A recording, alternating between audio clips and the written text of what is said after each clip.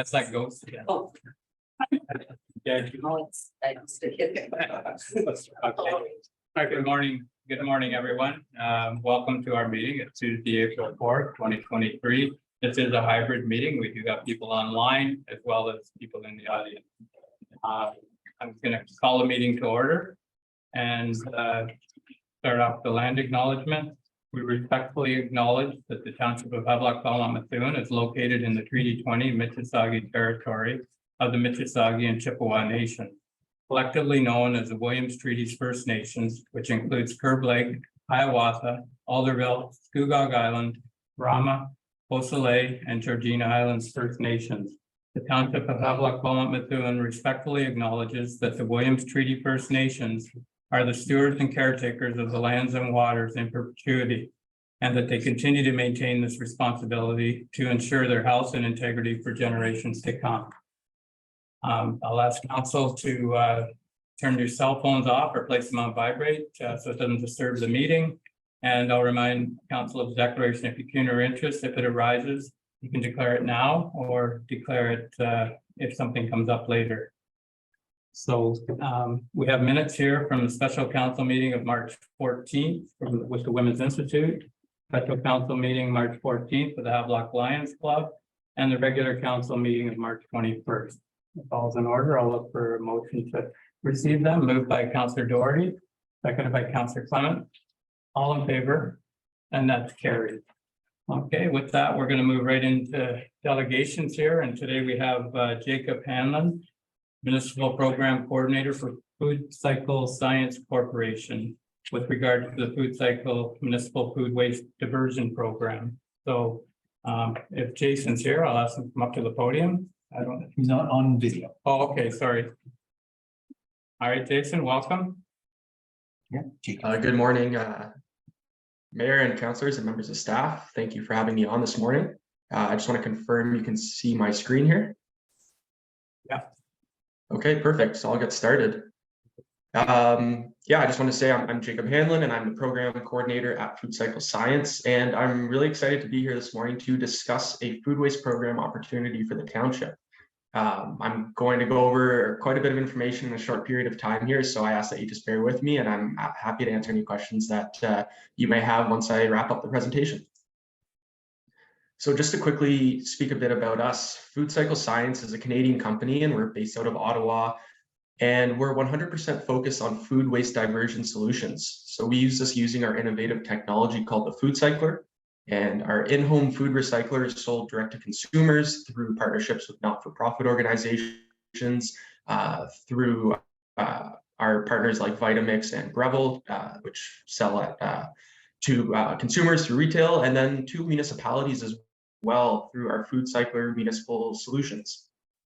So our municipal solutions help many small, rural, remote, and northern communities keep food waste out of their landfills. We're currently working with 73 Canadian municipalities across 7 provinces and territories, from Nelson in British Columbia up to Hay River in the Northwest Territories, and then several communities in Ontario who often face struggles with food waste management or where green bins are not necessarily an option for them. I do have to mention that your neighboring municipalities of Trent Lakes and Selwyn both have very successful programs that they've been running.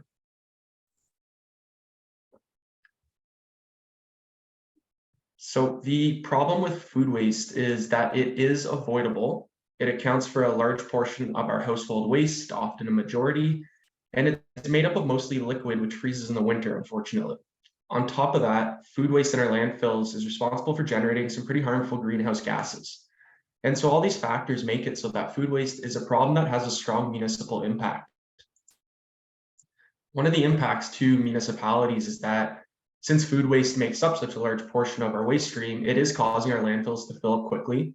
Operating a landfill is obviously costly for a municipality, and we want to extend the lifespan of our landfills for as long as possible. The environmental impact is that when you put food waste in a landfill and it starts to break down, it produces methane gas, which is many times more harmful than CO2. And to put that into perspective, taking 1 ton of food waste out of the waste stream is the equivalent to taking 1 car off the road for an entire year. In our communities, putting food waste in the garbage causes odors, which is unpleasant for humans, of course, but interesting for animals like bears and raccoons who like to go through our trash. Removing food waste from the garbage eliminates these issues and it reduces the overall volume. So this can save the township on any kind of hauling and disposal fees. It can save space in the landfill, and it can definitely save residents on some hassle and any excess waste fees that they might face. So we often get asked, haven't we solved this already? There are green bins, which are common in big cities with high population densities and the right infrastructure. However, they can be cost prohibitive or operationally challenging to implement. Many people in your community might backyard compost, and while we think this is a great solution, it's not feasible for everyone. It's certainly not a year-round solution, and there's still the concern about bears and other animals. And then finally, the easiest solution is to continue to landfill organic waste, but the long-term impacts here are costly and harmful to the environment. So at Food Cycler, we proposed a different way to deal with our food waste, which really focuses on making it very easy to deal with and right in our homes. Essentially, we built a small kitchen appliance about the size of a bread machine where you can put in your food waste, and this can include meat, poultry, fish, dairy, even some bones. And then you push a button, and in a matter of hours, you have a dry, sterile, odorless, and nutrient-rich soil amendment that comes out. The machine can be used anywhere that has a plug. Most people store it in their kitchen, their basement, or even in a heated garage. And the food cycle will process on average between 1 and 3 kilograms of food waste per cycle. Each cycle takes between 4 and 8 hours, and it uses about 1 to 1.5 kilowatt hours of power, which is about the equivalent to having a computer plugged in for the same amount of time. The result is about a handful of dry, sterile, and odorless soil amendment that can be used in gardening, in an existing composting system. It can be given to a local farm, and even processed with leaf and yard waste systems. Now, we currently have 2 household solutions that can be used by residents in our municipal programs. Both machines are similar in size, but the FC30 has a 2.5 liter capacity, while the Maestro has a 5 liter capacity. We recommend the Maestro for larger households or for residents who create a lot more food waste, but ultimately in our programs, we leave it up to the resident to decide which model they would like. And I just want to emphasize here that in the 4 to 8 hour cycle, there is a 90% reduction in the weight and volume of food waste, and the end product is full of nutrients and beneficial to soil health and plant growth. So speaking of the byproduct, what you get from this process that's created in the end is a completely dry and inert biomass that has several beneficial uses. Most people use it to fertilize the garden soil right at home, but you can also add it to a backyard composter. As I mentioned, integrate it into a leaf and yard waste system. Another popular option is to drop it off at a local farm or community garden to help out with the soil there as well. Now, from an environmental standpoint, the food cycler is a net negative carbon solution. And what this means is that just like planting trees or using solar panels, when you use a food cycler to avoid bringing food waste to a landfill, you're avoiding more greenhouse gases in the process than you're creating. The same can't necessarily be said for other municipal operations, such as waste facilities or waste and recycling collection services, which typically rely on a large fleet of emitting vehicles. In terms of an economic impact, our solution offers a return on investment by significantly reducing waste management costs. You're typically looking at savings of upwards of $100 to $150 per ton versus traditional methods that involve hauling and disposal. Now, one thing we've learned from working with municipalities is that residents are very interested in being part of the solution. They want to try new things, they want options, and they want their government to bring these things into their community. With the food cycler, you get to bring something innovative and tangible to your residents, and they don't have to live in a big city to be able to divert their organics. We believe that food waste diversion should be available to all Canadians, no matter where they live. And with the food cycler, we're reducing the waste rate at the source. We're focusing on, with no pun intended, that low-hanging fruit, as we like to call it, because since food waste accounts for such a large portion of our household waste, this is the single most impactful strategy to achieving any kind of diversion targets that may be around. Now, I mentioned earlier that we're working with many municipalities across Canada, and to date, we've completed pilot programs in over 40 municipalities and over 4,700 households. What we found is the results have been overwhelmingly positive. We were able to achieve a significant amount of net new waste diversion. We have a generous user experience rating of 4.6 out of 5 stars and a 98% participation rate from residents within these programs.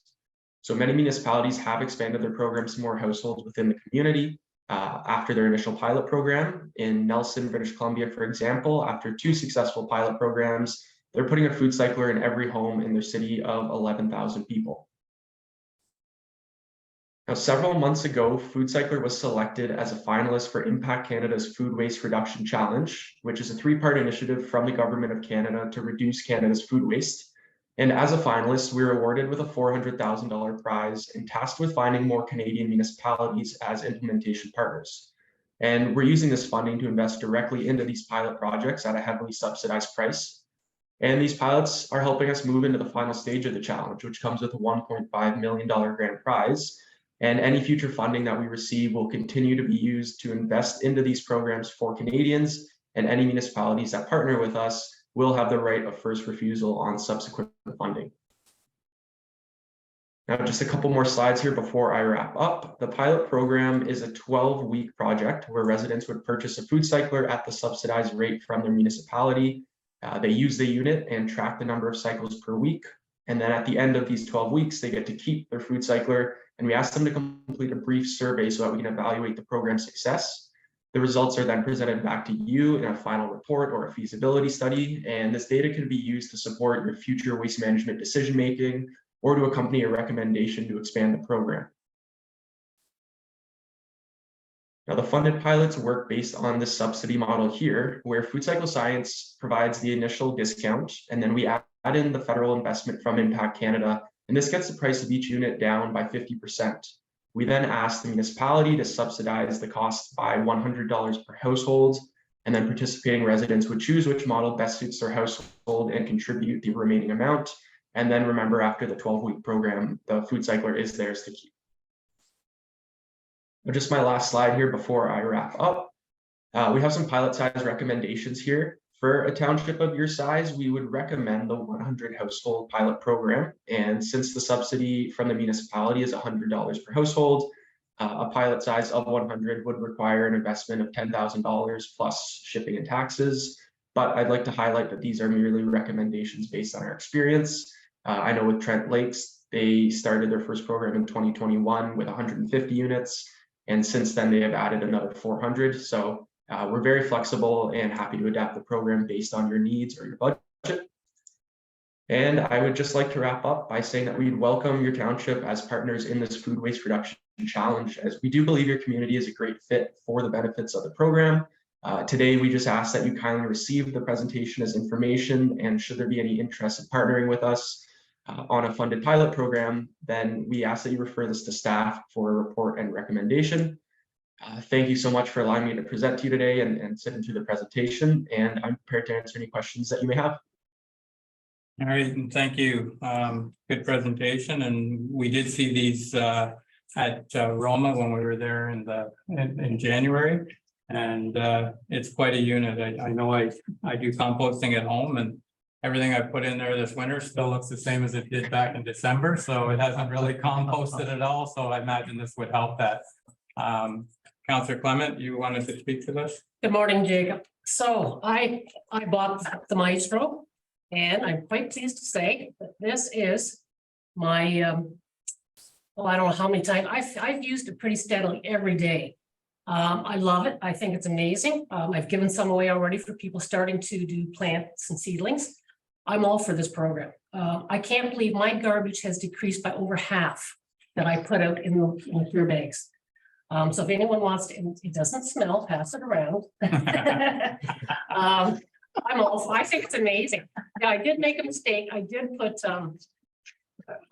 it was wet, and I didn't know what I had aired in, and it turned out that my cousin had put some rotted vegetables in, and it was too wet.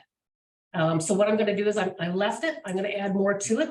Is that the right thing? Just to add more to it? I threw in the morning some bread, and it should come back around, right? Yeah, so if there's ever a bit of moisture still, or the end product is still wet or moist, you can just run another cycle and that should fix it.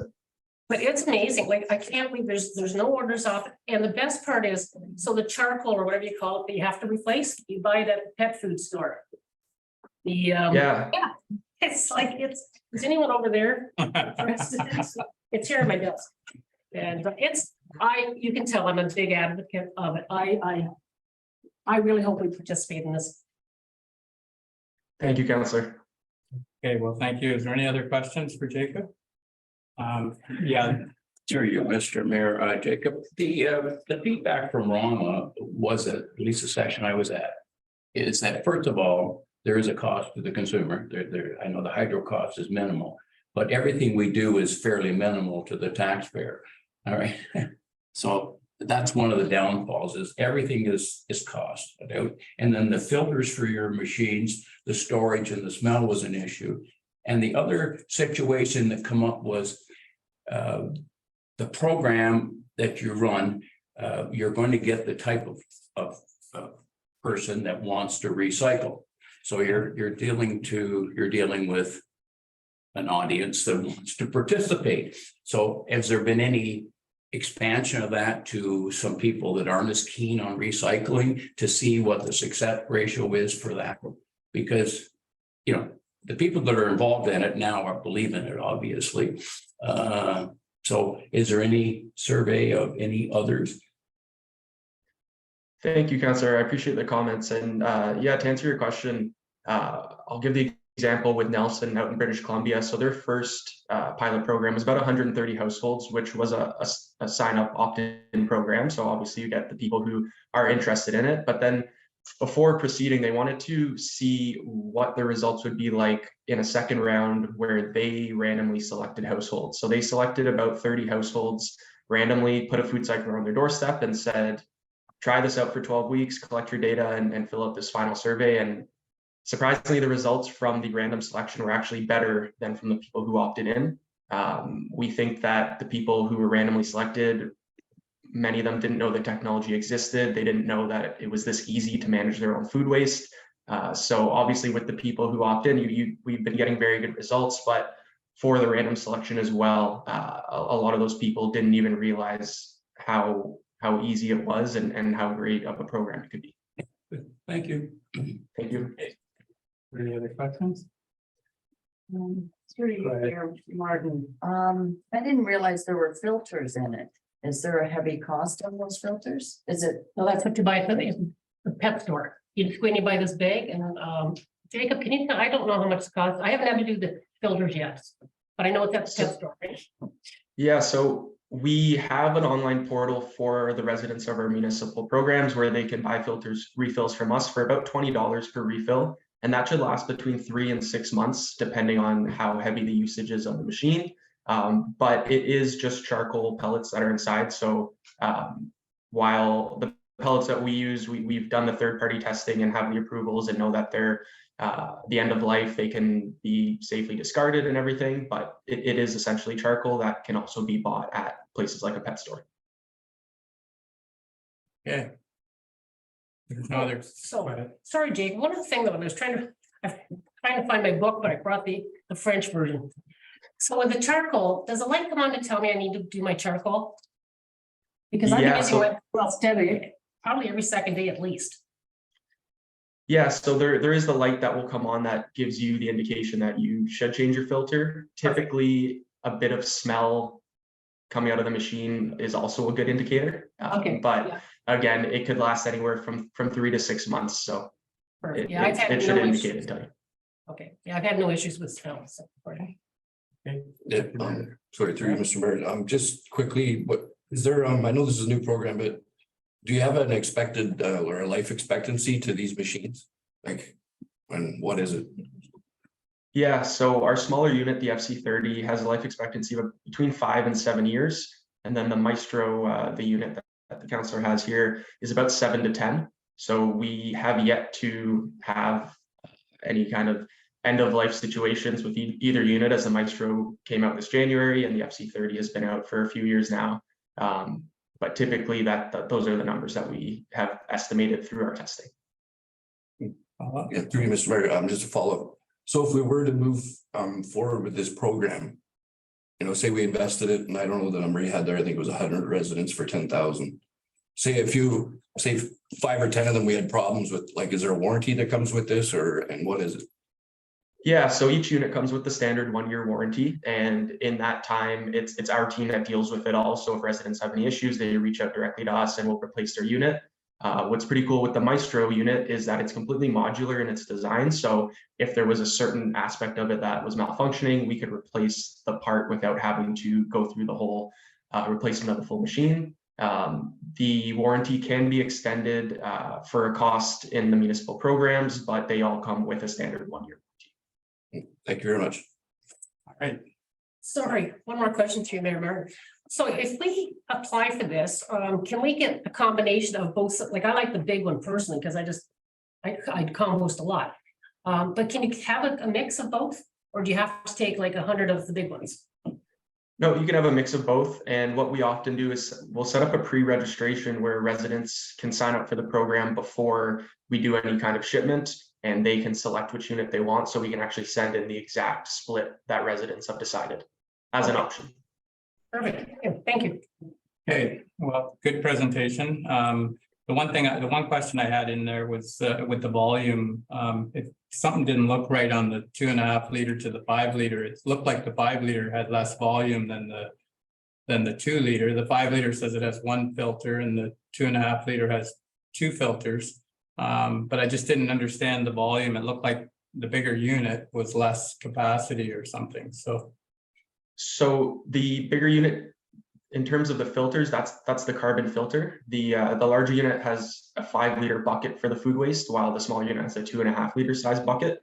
So the larger unit is double in terms of how much food waste you can put in, but the filtration system is just a single carbon filter unit for the larger one, while the smaller unit has dual filters in it. So we've essentially just streamlined the technology over the last couple of years and made the filtration system a bit easier to refill and a bit more accessible. okay. All right, Excuse me, one more question. Where are these manufactured? So the units are manufactured in China currently. Our long-term plan is to have everything in Canada, because right now the manufacturing is the only part that's outside of Canada. Our warehouses are here in Ontario and Vancouver, and our full engineering team and all of our staff are based out of Ottawa. So it's one of our important longer term goals here, but currently it's manufactured overseas. okay, Ryan has a question on the screen. okay. Ryan, you had a question?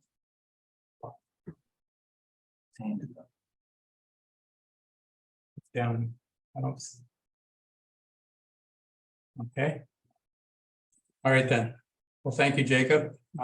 Good presentation, and we are in budget discussions. So I think for today, I would look for a motion to receive this, and we can follow with we can get staff to check into it more if anything more comes in our discussions. But for today, I'd look for a motion that we receive the delegation.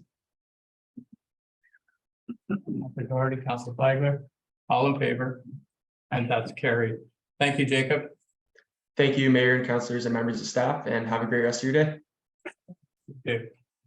All right, our next delegation here is SEMA and Ontario Clean Water Agency, Aqua. So with regards to the wastewater treatment plant. So if you want to come up, whoever's going to be the speaker. Flip a coin.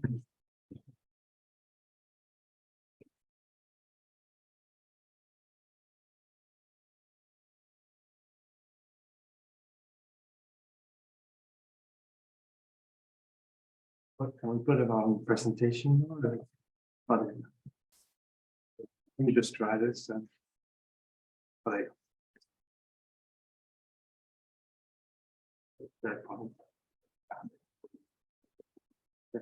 Good morning, thank you for having us, Mayor and members of council.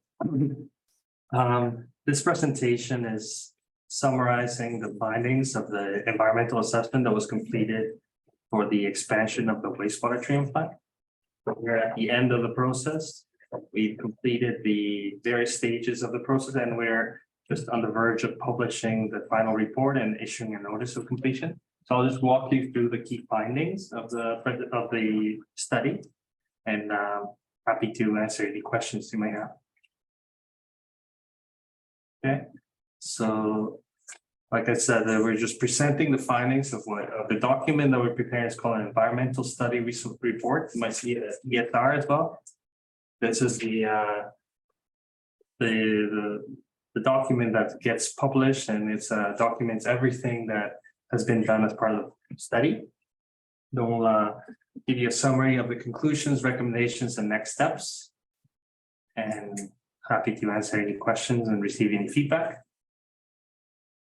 So the process follows what's called an environmental assessment, a class environmental assessment, which is a standard process that municipalities follow for infrastructure projects. And the purpose of this project specifically was to plan for the wastewater servicing capacity to get you to 2051. Service all the projected growth in the community and address any existing deficiencies with the wastewater treatment plant. And so as part of the study, we were trying to identify what infrastructure improvements were required of the plan to get you to address the issues that it has and give you the capacity that you need for future growth. So like I said, this follows what's called a municipal class environmental assessment, which is a standard approach that all municipalities have to follow for infrastructure projects, including roads, water, wastewater infrastructure, and so on. So in simple terms, the process involves first to identify what the problem is or the opportunity, then to explore options, to evaluate them, and come up with the preferred solution. There's different steps in the process, different kind of levels of evaluation that we do, and it's all documented in the report, but basically we're just trying to figure out what's the best solution to the problem, and we're trying to account for not just the cost, not just for the technical aspects, but also the natural environment, the social, cultural, archaeological, et cetera, et cetera. And then at the end of the process, we document it all. And in between, you may recall, we had a couple of public presentations.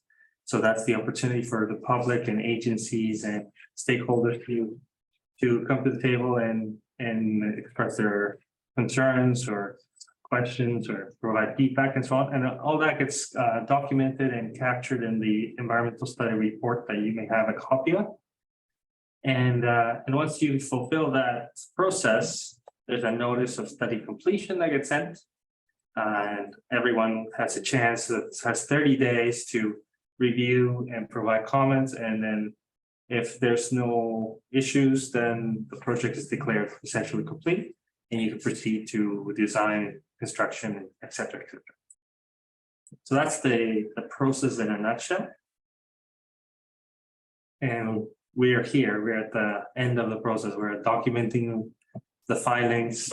We'll, once the environmental study report is completed and accepted, then we'll issue that notice of completion. And we have the public and agencies have 30 days to provide comments and feedback as well. Okay. So the problem that was identified for the project, we can break it up in three elements, so three parts. Right? So there's growth projected in the township. There's the long-term care facility. There's different phases of residential development proposed. Plus, the county's official plan has a projection for growth over the next 30 years. And so that growth relates to additional flow, right? Like more wastewater that's produced associated with that population increase. So that population increase and that flow will exceed the capacity of the plant. So that's problem number one. Problem number two is there's a significant amount of water that comes into the collection system from rain or infiltration and in groundwater inflow. And what that does is that when there's periods of high precipitation or snow melt or so on and so forth, that amount of water, that water gets into the collection system and ends at the treatment plant, which means that volume has to be handled by the plant. So on an average day, dry weather day, no problem, your plant has plenty of capacity. However, when that water gets in, the hydraulic capacity of the plant gets exceeded. And in the past, there's been like several instances where your average flow to your plant on a wet month has exceeded the capacity of the plant. So it's if you keep adding more population on top of that, you're going to get to the point where your capacity is fully exceeded. So from a wet weather flow, right, like a precipitation flow, the capacity of the plant is limited. So that's the second part of the problem. And the third part of the problem is you have a large rural area, and those parts of the community are not serviced by the municipal wastewater system, but they produce septage, and then the plant was originally designed with the intent to receive septage, so it could be treated, right, to service those residents of the township. So because of all these capacity constraints, the plant currently can only handle about half of what it should be able to handle in terms of septage, right? So those are the three aspects to the problem, right? So when you say like the plant doesn't have enough capacity, it's because it has there's three different aspects to that capacity constraint issue, right? And we through this project are trying to find a solution to all three, not just growth, but also septage, and also the ability to handle the peak flow and the spring thaw and so on. Okay. So the second step, if you recall, was to explore the options, evaluate the alternatives, and find what the preferred solution was. So we looked at 6 different approaches or strategies. One of them was to look at try and see if we could reduce the I&I, the infiltration and inflow in the system, to a point where we could eliminate the need for expanding the plant, but we found that was not feasible. We looked at options for a brand new plant somewhere else, and having the existing plant and another plant operate in parallel. And then the preferred solution was actually to just expand the existing plant, because it was designed that way. It was planned to be expanded.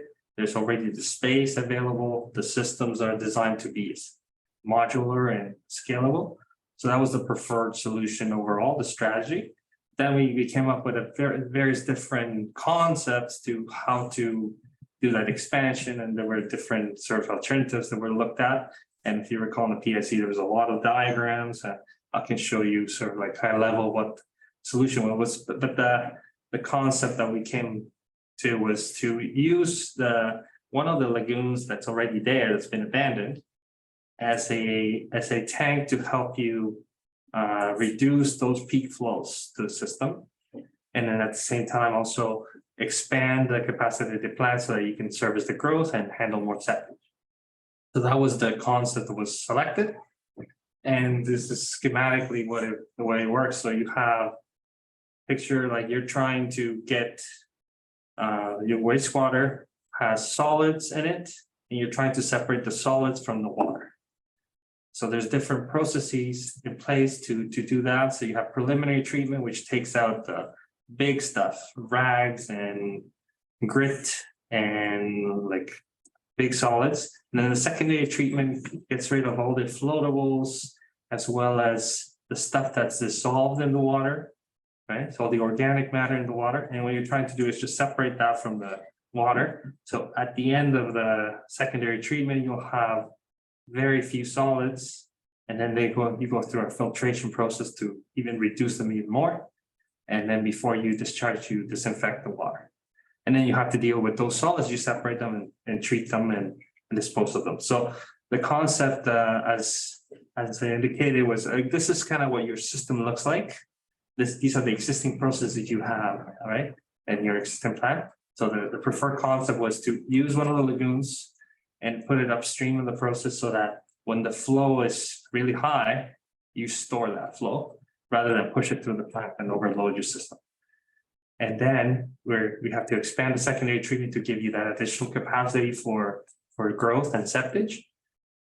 And because you're adding more flow to the creek only has a limited capacity to handle the particular phosphorus, right, in the wastewater.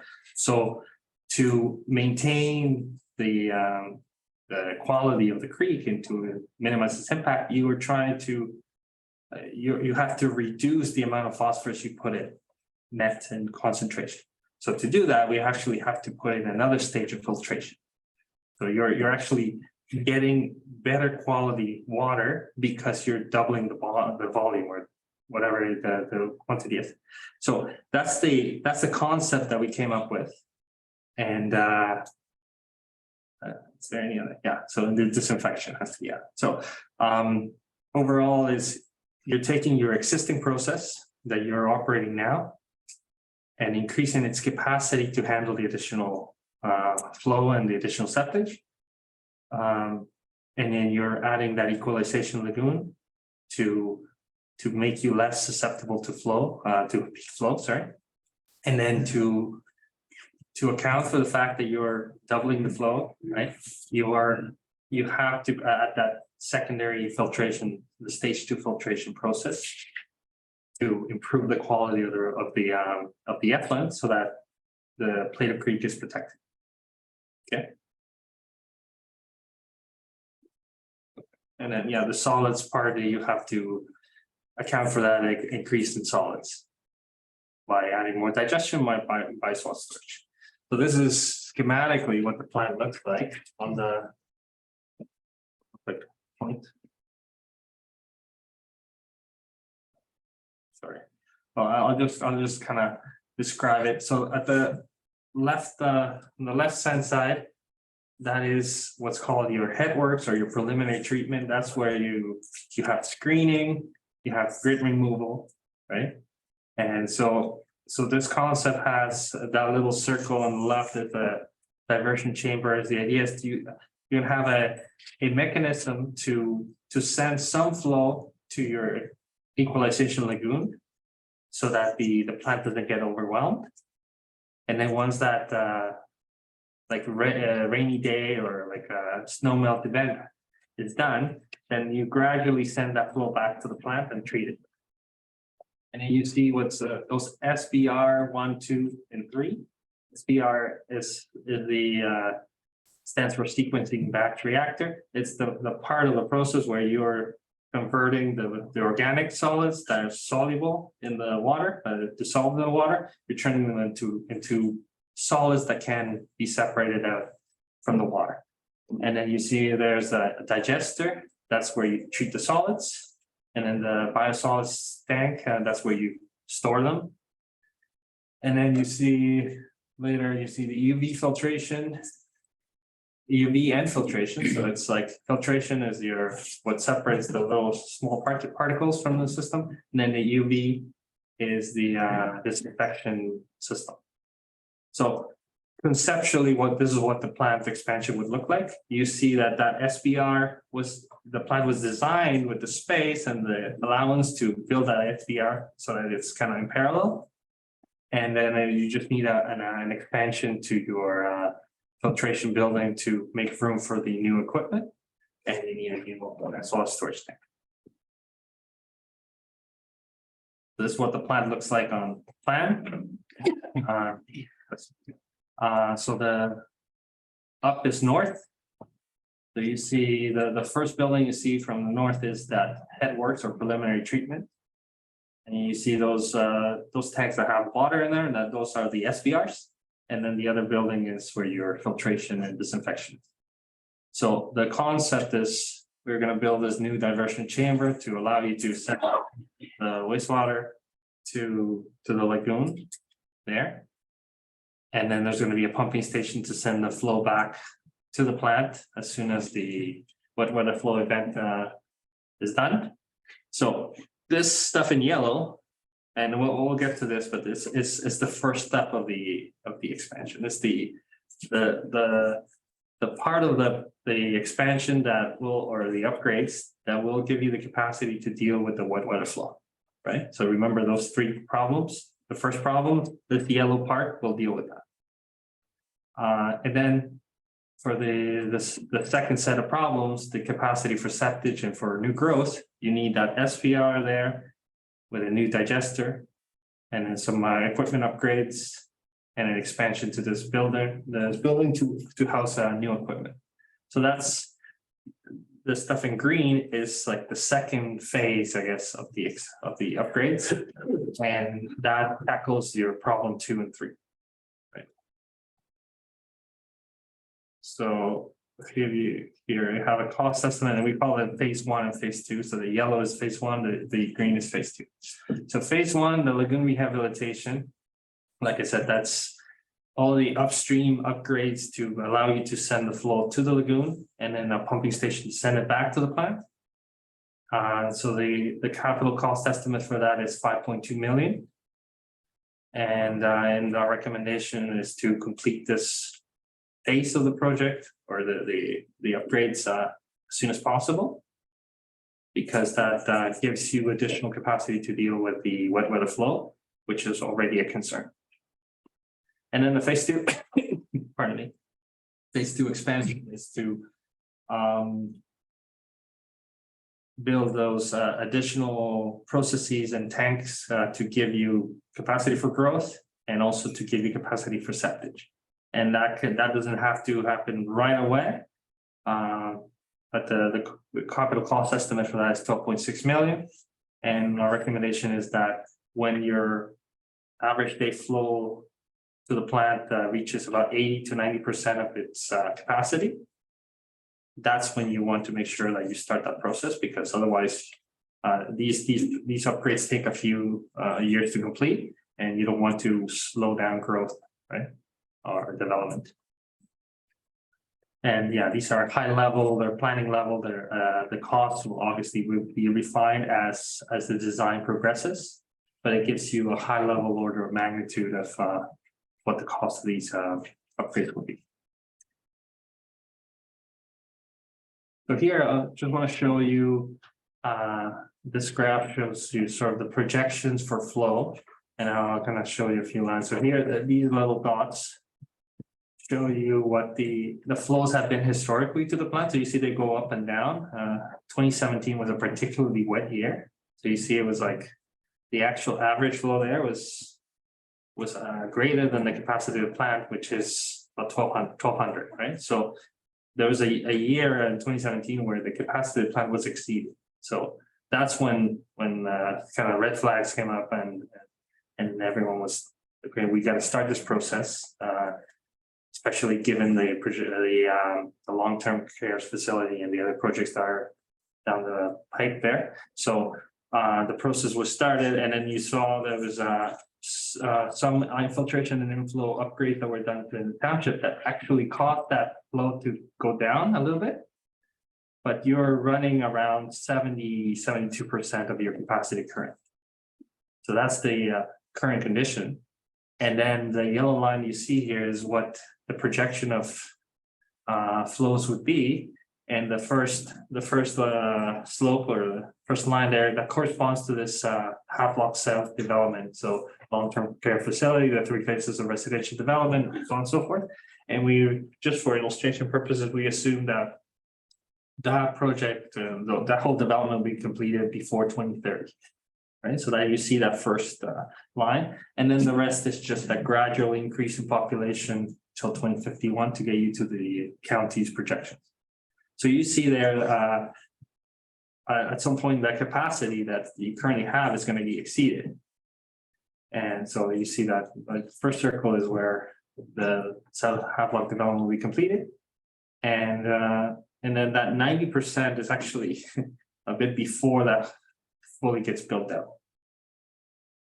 So what we talked about, the phase 1 upgrades, we recommend you do those ASAP, because as I showed, there was a capacity has been exceeded in the past, and it's not really tied to development, it's tied to how much flow gets into the collection system when it rains, right? So having that ability to handle that will give you more flexibility, can delay the need for phase 2. But then when we get to around 90% of the capacity, that's when we recommend you start the construction of the phase 2, so that by the time it's completed, there's no slowdown to your development applications and so on. And we have there the second green line, that's the expansion to the ultimate capacity that should get you to 2051. Sorry, it was all right to interrupt. Yeah, go ahead. Question. So if we do that and move, once we do the pink, that means we don't have to use the lagoon anymore? Oh, the lagoon, it would still be used as when we recall the first problem, which is like there's Yeah. the Seasonal, yeah. Yeah. I get that. so that's good to have, and also operators kind of like to have that flexibility in case, for example, there's additional septage and they want to have an ability to store some there as well.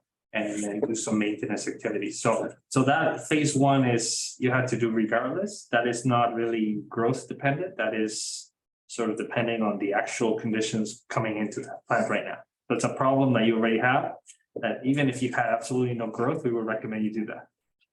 Okay. The second phase is growth driven. Yeah. Thank you, Mr. Mayor. So from 2015 to 2021 or so, we went over once. On average, yeah. On average, or we went over once? So like, okay, Right. maybe I'll explain some terms here. So the plant capacity is based on the average of the whole year. So you take all the flow that came in and you take the average, and that's what that green line is meant to be. So were we averaging more than 1,200 for that particular For year? that particular year. Yeah. So that means That was due that, to wet weather? yes. Okay, does any other, not to be smart, but does any other municipality have a similar, is it a similar problem? Because I assume we get snow and rain all over. Is this a common thing that happens? It is super common. It is, I mean, particularly, you don't have that many municipalities that have this issue, but like Kingston, for example, had like combined systems where you have like storm and collection in one. And then all that water went to your wastewater treatment plant. Problem they had there is like, because the plant can't handle it, then what they ended up doing is just bypassing and discharging directly to the river. So that you don't want to do that in this case, right? So in this case, the worst case scenario is your plant doesn't have the capacity, so the water has to go somewhere. So it either goes directly to the creek or it goes back into basements. Okay, so that is the you want to avoid that situation, and that's the purpose of the phase one, to avoid that the effect of those high flows. Okay. Sorry, just to maybe clarify for Councillor Doherty, when we had the spike there, I think you referred to it as well. We did quite a bit of camera work on our sewers in terms of cracks, leaks and whatnot. So I think you spoke to it, that's probably why we see some of it come back, not just the rainy year, but also we were fixing a few of those and did a few streets where we made a few repairs. So it was nice to see it. For sure. See that the work got something done, so. And I can show you this. I have another slide where you can see the exact same chart, but then I have another line here that's in red that shows you what if you were to more successful with your program to disconnect downspouts and fix the leaks in the collection system. You could potentially reduce your average flow to your plant such that it would push the second phase of development even further, right? So that's why we're recommending a phased approach, because we're saying you do the first one that gives you the ability to deal with whatever comes. But then as your system, as your upgrades to the system proceed, you might see that those flows that you see that the gray dots keep going down. And so that means you don't have to do 2031 expansion. Maybe you can wait a few more years and so on, right? So it's we purposely broke this down into two phases to give you that flexibility and give you the ability to maybe offset some of the capital costs as well. So before we did the wastewater treatment plant, we had an engineering firm come in and do the door-to-door thing to see who's connected to the storm sewers, and it was kind of successful. Like it did help. And when you're showing that red line, even though it's not maybe one of your phases here, that would be an option for council too. Like it might be time to do that again.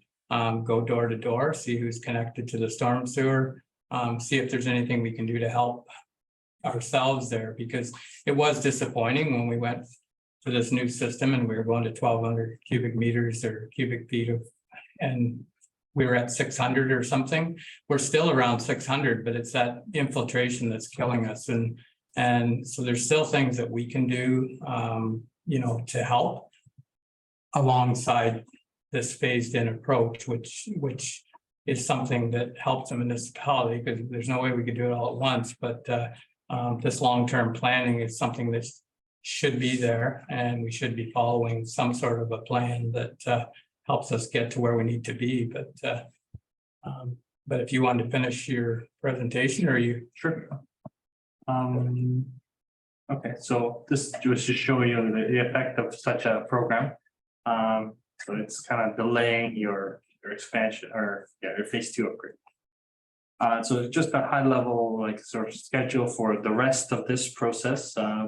We are in the Class EA project file report. Actually, it's called the environmental study report. We have submitted a draft to the township and APA. There's some minor comments that we need to address. Once that review of the process of the document is completed, we'll issue that notice of study completion.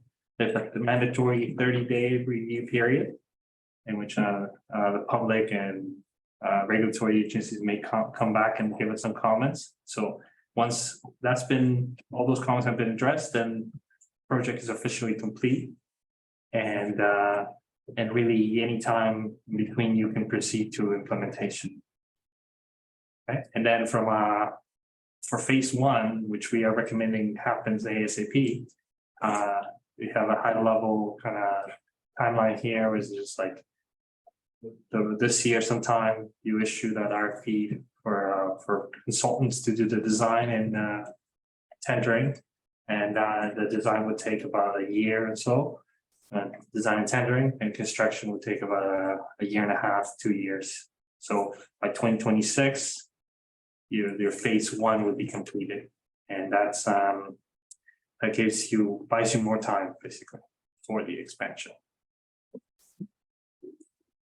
So, my final slide here, I think it's like conclusions and my recommendations. So it's like start phase 1 as soon as possible, and here in terms of capacity, you were saying this, you could once you complete this phase, you can even approve more development, and we said 80 unit equivalent, so 80 equivalent to 80 detached homes or something like that, that you can do without having to expand like the plan for phase 2.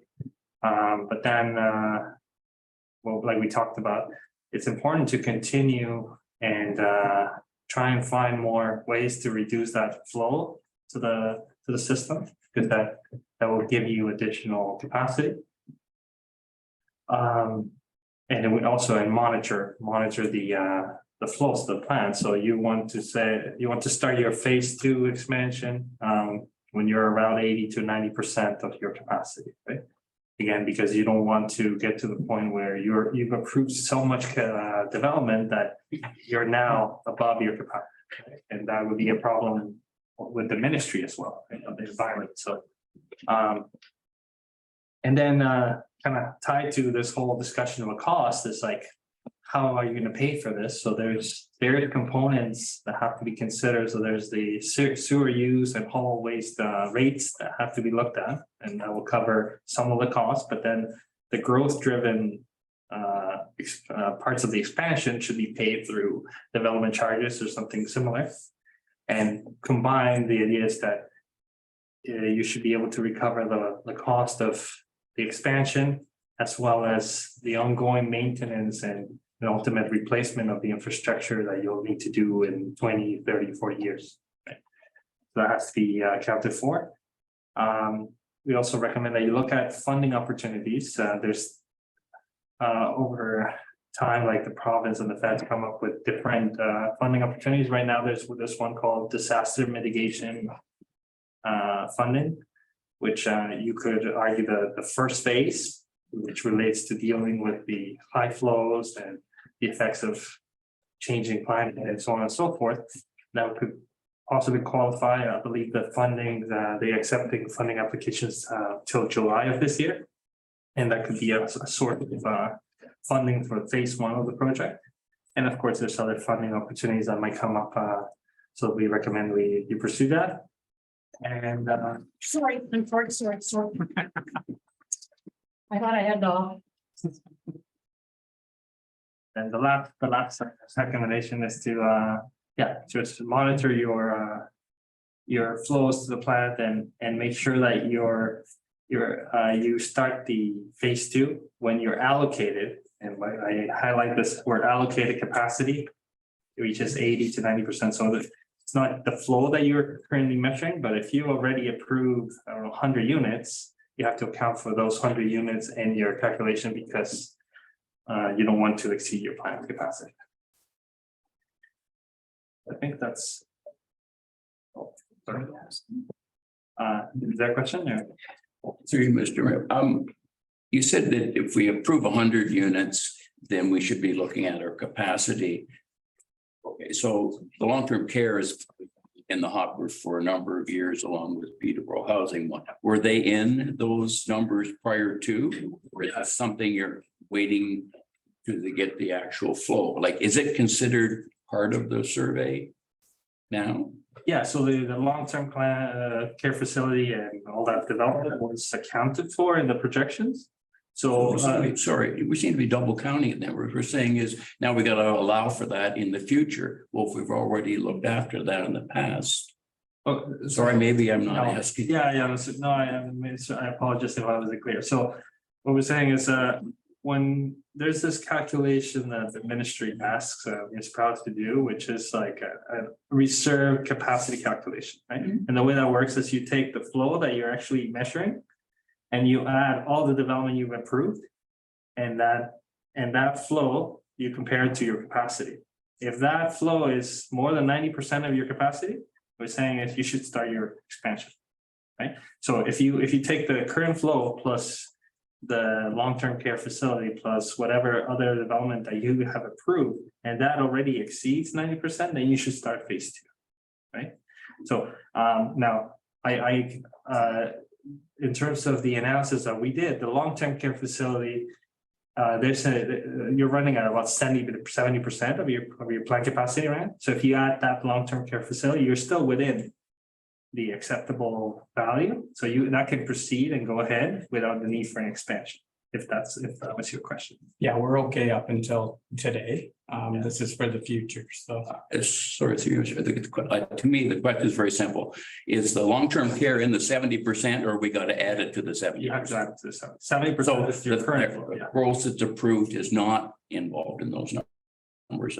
Yes, Because it was approved a long time ago to be built. Just very quickly. So if you take what he had there, and If you go back to that, go back to the last slide. So to initiate phase one, just put, that one there shows where. well, not even. Can you go ahead there a little bit? Ahead, like towards the end, sorry. Towards the end, sorry. Yeah. It's like the second last slide, I think. Yeah, right there. So upon completion of phase one, so basically what you're saying is we're good for everything we've got, the seniors building, the long-term care that's going to be there. And when we do phase one, we'll even have an extra 80 units before it'll trigger phase two. Correct. So we're good for everything we got, plus another 80 before we got to do phase two, but we need to do. But sorry, through you, Mr. Mayor, but I'm confused. You said that we'd have to add that on to the 70%. Or did I just miss it? Yeah, which would take it up to 77 or 78. Yeah. It'd still be under the 80 to trigger the phase. Okay, thanks. Sorry if it might be a bit confusing, and I'm happy to explain anything. I'm a little slow too. No, it's it might be my fault. It's all good. Okay, sorry. So next steps, like we said, is to further review, addressing all the comments and acceptance of the environmental study report, that it gets published. There's a notice of study completion that gets issued. And there's a 30-day mandatory review period. And after that, that's it. You can proceed to implementation, right? And all the other steps involved in that. So hopefully I wasn't too confusing and I'm happy to. No address matter any what it questions. will be, I wasn't really good in chemistry, but I've learned a lot over the last few years on all of these things, so. But I think the main thing here is the 80% we're watching for, and the phasing in is something that helps us plan for the future, and that's what we need to do is we can't just keep stopping going here, we got to keep moving, and there is a process to do that, so and it takes us right out. It's a long-term plan as far as some of the end results, but I think, you know, for the municipality, if we're really serious about growth, we better keep moving now. We already started it a few years ago, but we need to keep it moving and work to this plan.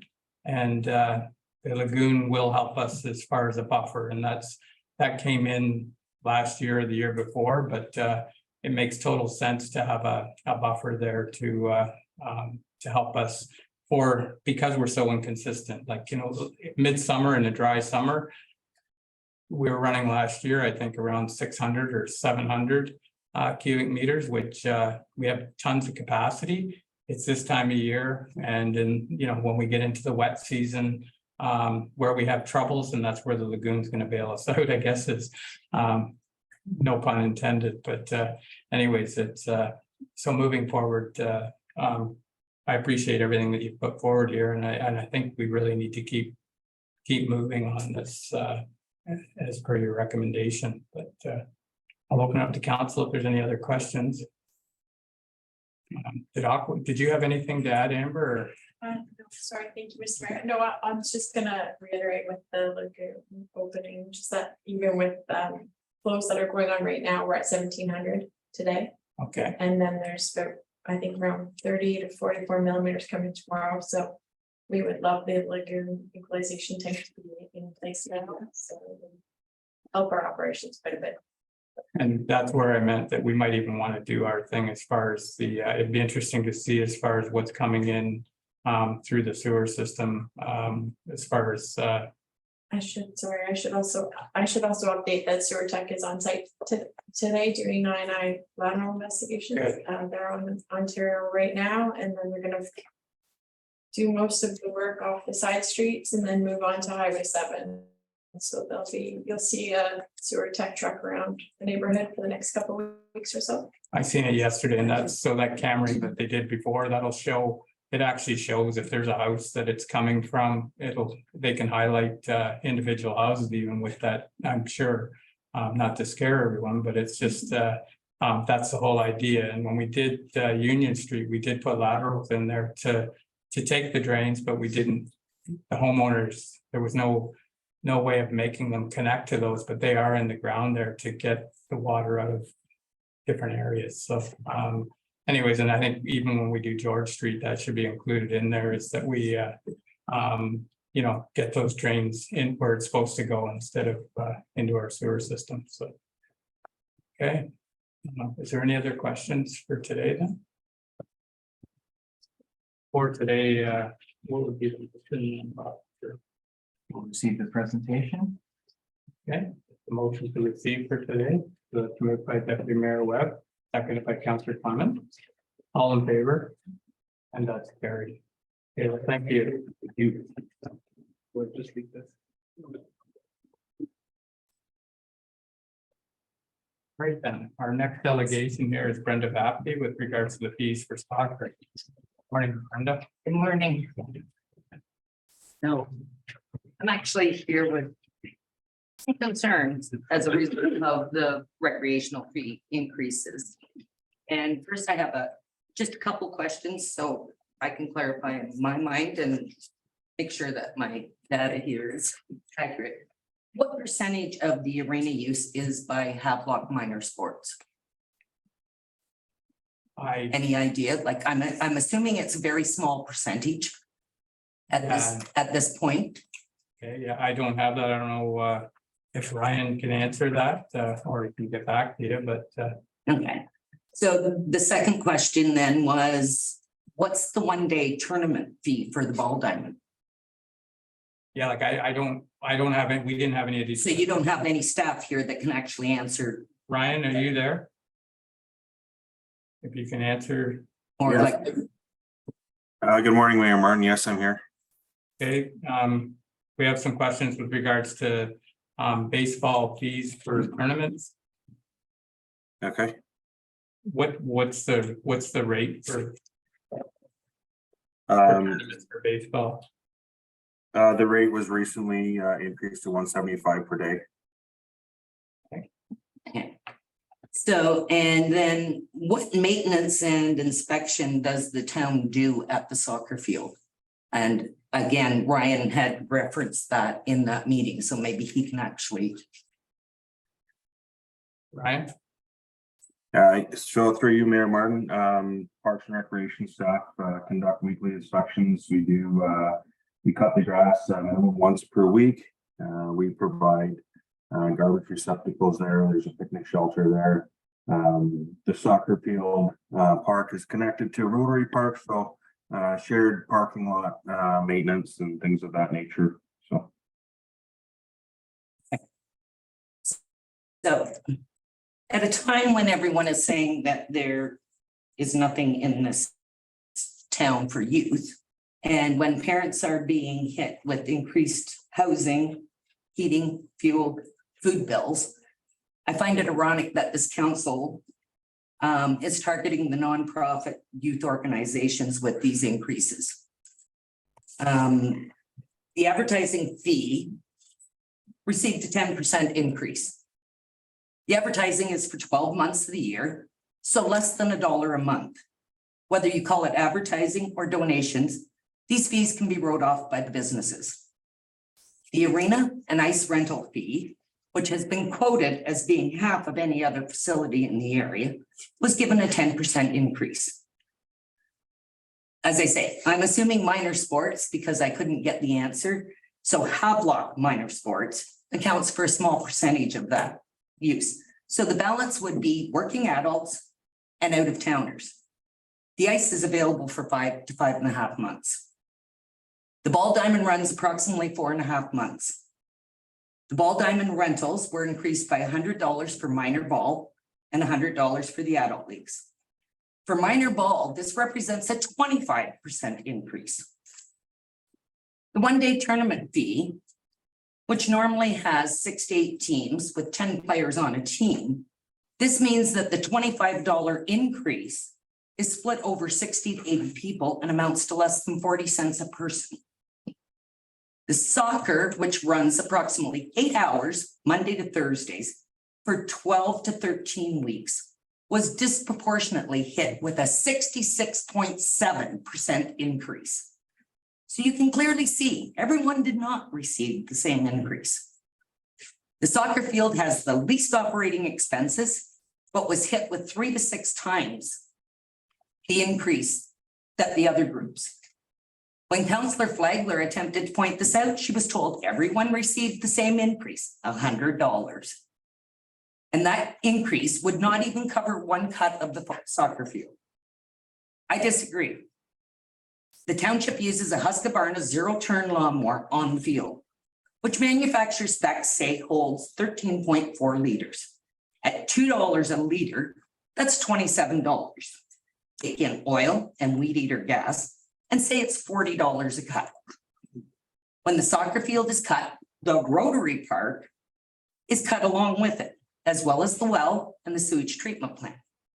So if you say half of that $40 is for the soccer field, that's $20 per cut. The soccer field is not and has never been cut every week. So for the 12 to 13 weeks it runs, it gets cut 5 times or less a season, which the $100 would more than cover. When Councillor Clements asked about increasing the business fees, she was told it wasn't possible.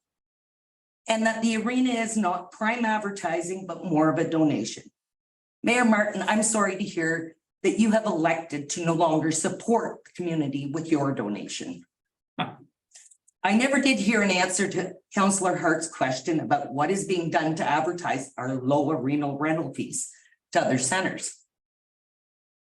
The increase in recreational fees may seem like a small matter, But the way this was handled and the lack of questions from Mayor Martin, the businessman, Councillor Doherty, the financial advisor, and Councillor Clements, the 30-year Bell rep on major projects, Will you get to your point, please? on something Off so track here. blatantly and obviously unfair, gives me grave concerns about how other items are being handled in the council.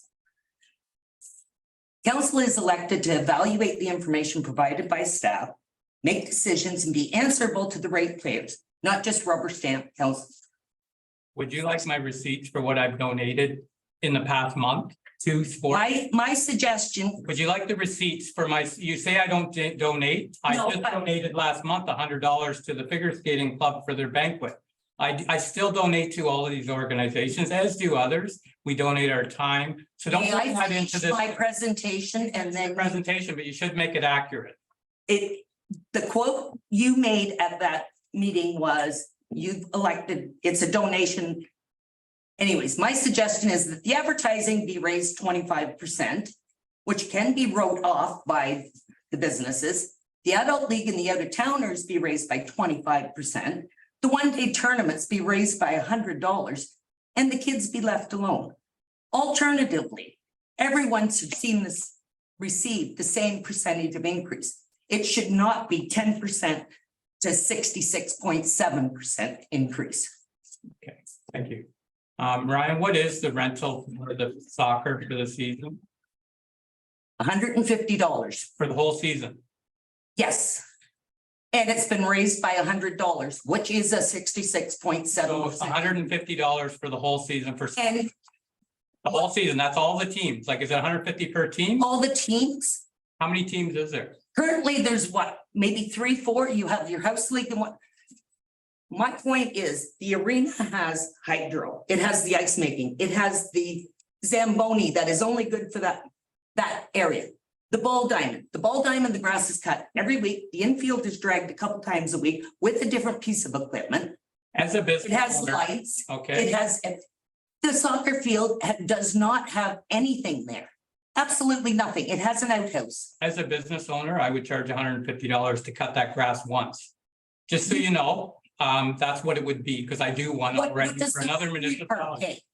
What does the Rotary Park pay? Yes, for the maintenance, Rotary Park is ours. it's yours. Yeah, So you are paying staff, whether they're actually doing this work or whether they're sitting on their thumbs somewhere. by us, yes.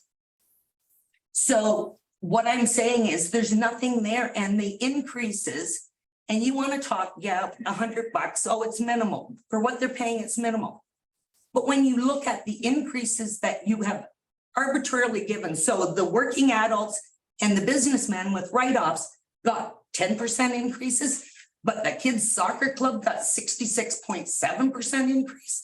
A nonprofit organization that's trying to run by volunteers, trying to put something out there for the kids in this community. Ryan, how much did donations come in for signage in the arena last year? Do you have that off the top of your head? Through you, Mayor From Martin. business. Sorry, are you talking about the advertising program? The advertising program, what did the businesses donate last year for advertising? Just roughly over 14,000. Thank you. That was just the arena, right? That's correct. Okay, thank you.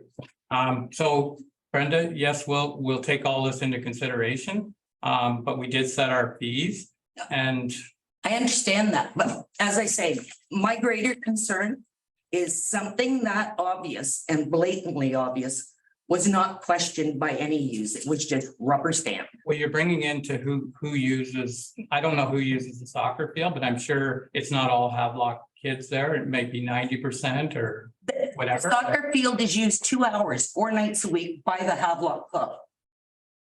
That is it. There's no lights, there's nothing there for anyone else to rent that field.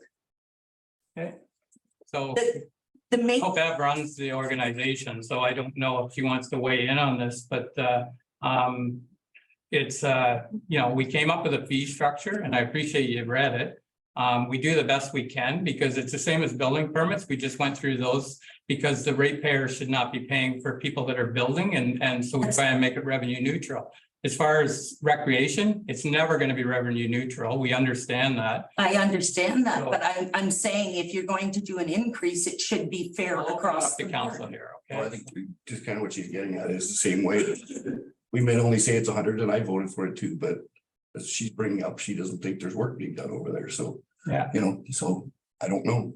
And And it's not just like there's little to no maintenance there. That's why the fee is cheaper to start with. Yeah, But for them to be hit with that big a difference, that the businessmen get hit with 10%, but the kids soccer club gets hit with 66.7, do your math. Like, yeah, it's only $100, so if it's $150 for an organization for overhead, if we can't do that, you know, there's other options, like you say, get a business to help sponsor your fees. For the township, there's a rate there, $150, like you say, would be easy. The club could probably get that donation. I see baseball out there every day working to try and get donations for their kids' organization. There's opportunities to get. what that I'm covered. talking about, Mayor Martin, is the unfair delegation where you are targeting one club. That's what. It could be a case, and we've seen this in the past as far as spiking. Maybe it hasn't had an increase for years. When was the last increase for? I don't know what all the answers are here, Brenda. So it might be something that we've left for so long and it's just getting caught up now. But we can look into, like, you know, there's options here. If there's something we can do to help it, we will. If it's really going to impact the kids signing up for soccer, by all means, we can do something. I'm sure we can figure something out, Deputy Mayor Webb. And thank you for the presentation. You've really gone over the numbers here. As I've already stated, I voted for this. On reflection, maybe said some of these things you brought up, you could re-examine moving forward. As I said, the pilot has already been passed, so probably not for this year. But maybe moving forward, we can go back and maybe take a little closer look at some of these things you brought up. Find out if, as I said, the soccer club is really getting their money's worth in terms of what, you know. Well, and thing is, to say everybody got the same increase, that's what blew my mind when I watched the meeting, is how can something so obvious be missed by everyone on this count? Like, what else is being missed here on bigger, more complex issues that you're rubber stamping? What? Oh, no, everybody got the same increase. Everybody got $100. Well, no, they did. Like, yeah, everybody got $100, but it doesn't equate to the same increase. So we'll look into it.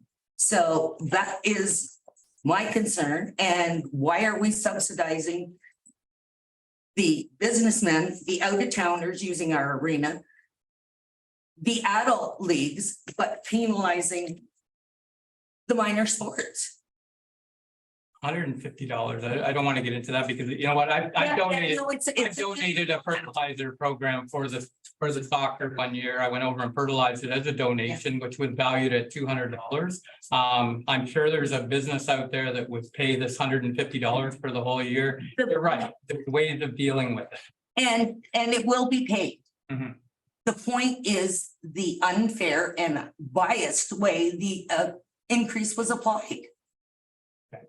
That's my main point.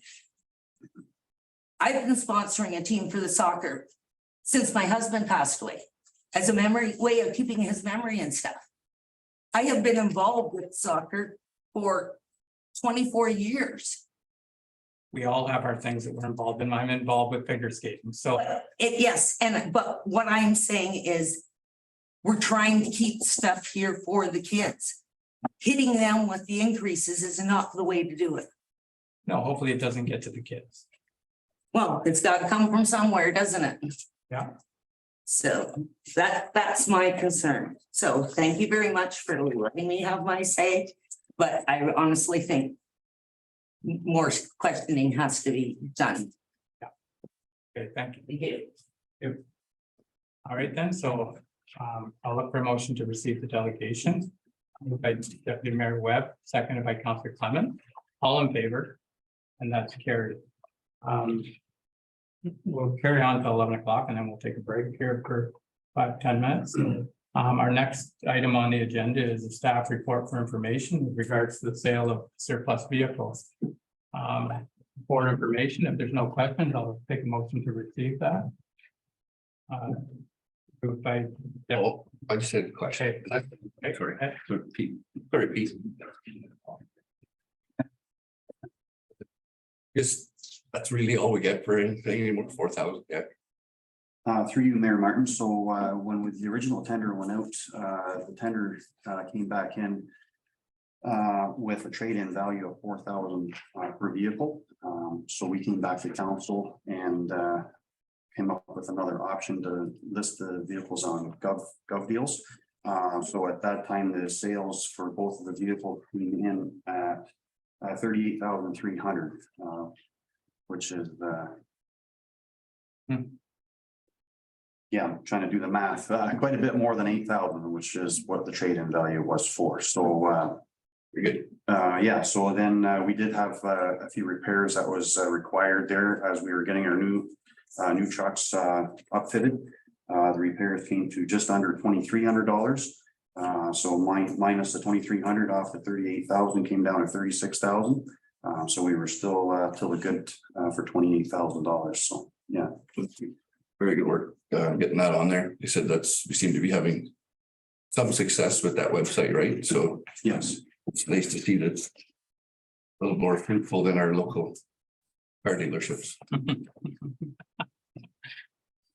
yeah, and that'll help our equipment reserve. That'll go into the equipment reserve, and that'll help with some of the purchases planned or hopeful for the budget process. So, okay, so motion to receive the staff report for information, moved by Councillor Doherty, seconded by Deputy Mayor Webb.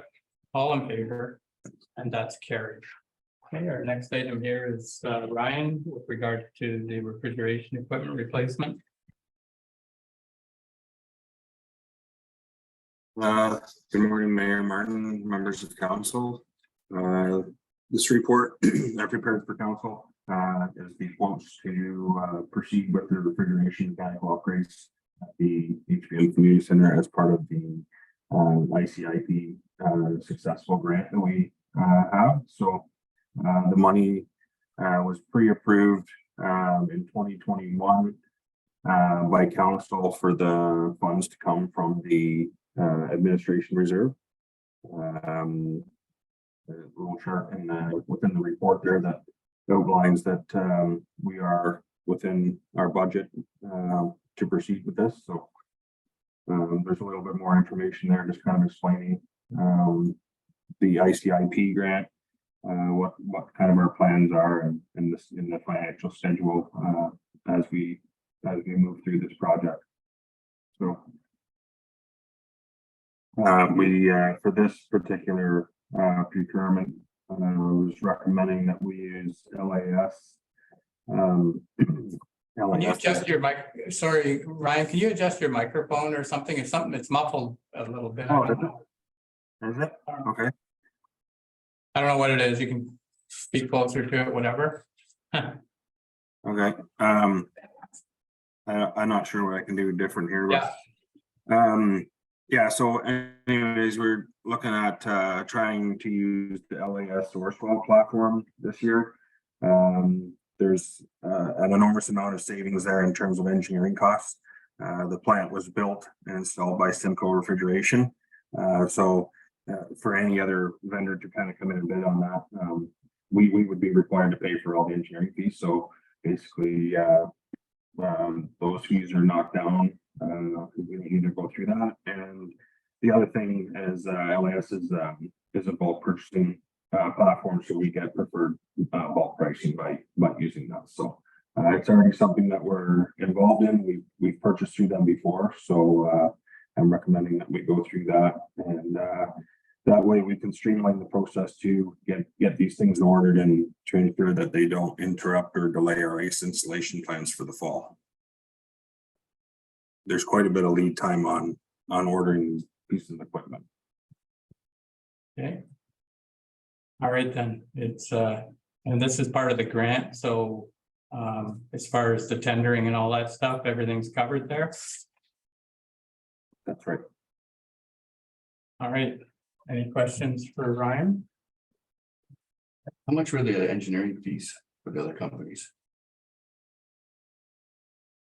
How much were the? How much for the engineering fees for the other companies, Ryan? We went with Simcoe. Save money on the engineering fees. Through you, Mayor Martin, to Deputy Mayor Webb, we don't have engineering fees from other vendors here. I thought we went with Simcoe to save on engineering fees. Yep, that's correct. We would have to pay for other companies to come in and do the engineering fees so they could bid on it, is what I was saying. Yeah. So you don't know what they are, So but how there much would have would that been, be? Well, I don't know what they are, but we're not paying that because we can kind of, we don't have to go through that process. So we're saying- Well, so you know, there would be a cost to it, I think. which I is understand, but if it's minimal, to me, that's something. It's that- usually 10%, is it, Brian? Just depends, this one's gonna take quite a bit of engineering because of the, We should have. the upgrade of the compressor itself, so there is quite a bit of engineering going into this project. So, okay, so what I'm hearing, though, it would have been nice to have known the, what the engineering cost would have been. So Ryan, how many other companies is this a local company that we've given this to? Through you, Mayor Martin, no, this is Tormont Simcoe, they're an international company, so basically they build all the arena refrigeration plants across North America, so. So I haven't Next really, question. in all the arenas I worked in, I haven't worked with any other companies that do this that specialize in this type of work. is there very many in the province, Ryan? That No, do this there- specialized kind of work? Not to this level, no. Okay, that's, okay. So if you were to, like, if we were to hold this today and defer it until you got some engineering costs, how long do you think it would be, Ryan? Like, you would have to let this out and go through the process and, I didn't say. No, I just asked a no. Question about. but that's the only way we would get the price is what, No, I understand. Yeah. I'm just saying that through the process. it'd be Yeah. Nice to have that number, so. yeah, okay, so. But to get those engineering costs, is there a way of doing it without sending this back out again and holding it up? Because I know we're against the wall here for this grant and the timelines in it, but it would be nice to know what the engineering fees would be.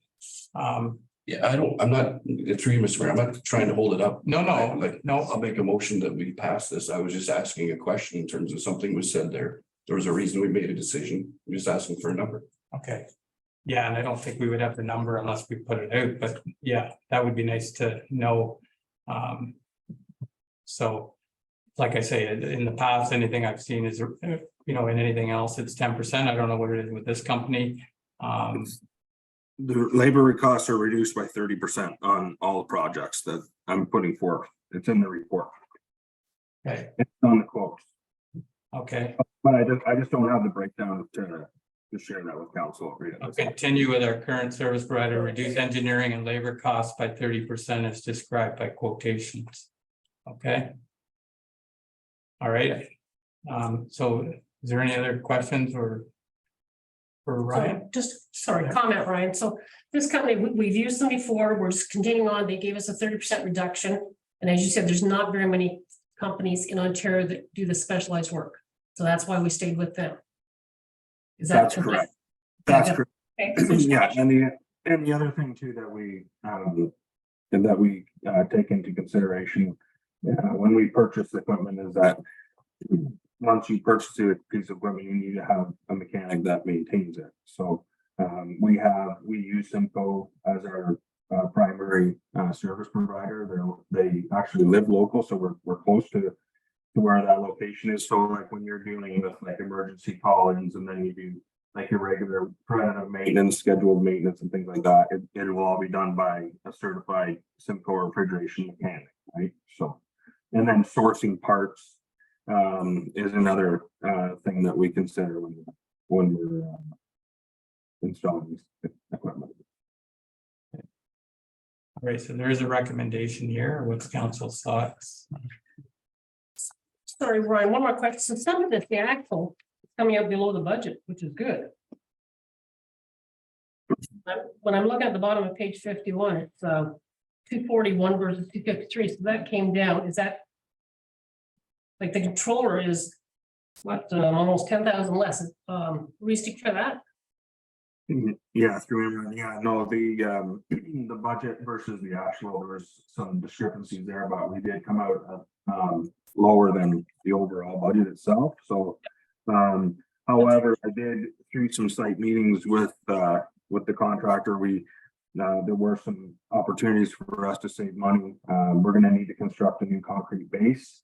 That's something that his costs would be, he had said to me that his costs would be probably a lot higher than what it would be for ours, so we can hire somebody locally to do that. So there's a few small jobs in there that we're gonna save some money too. That's helping the bottom line there. Good.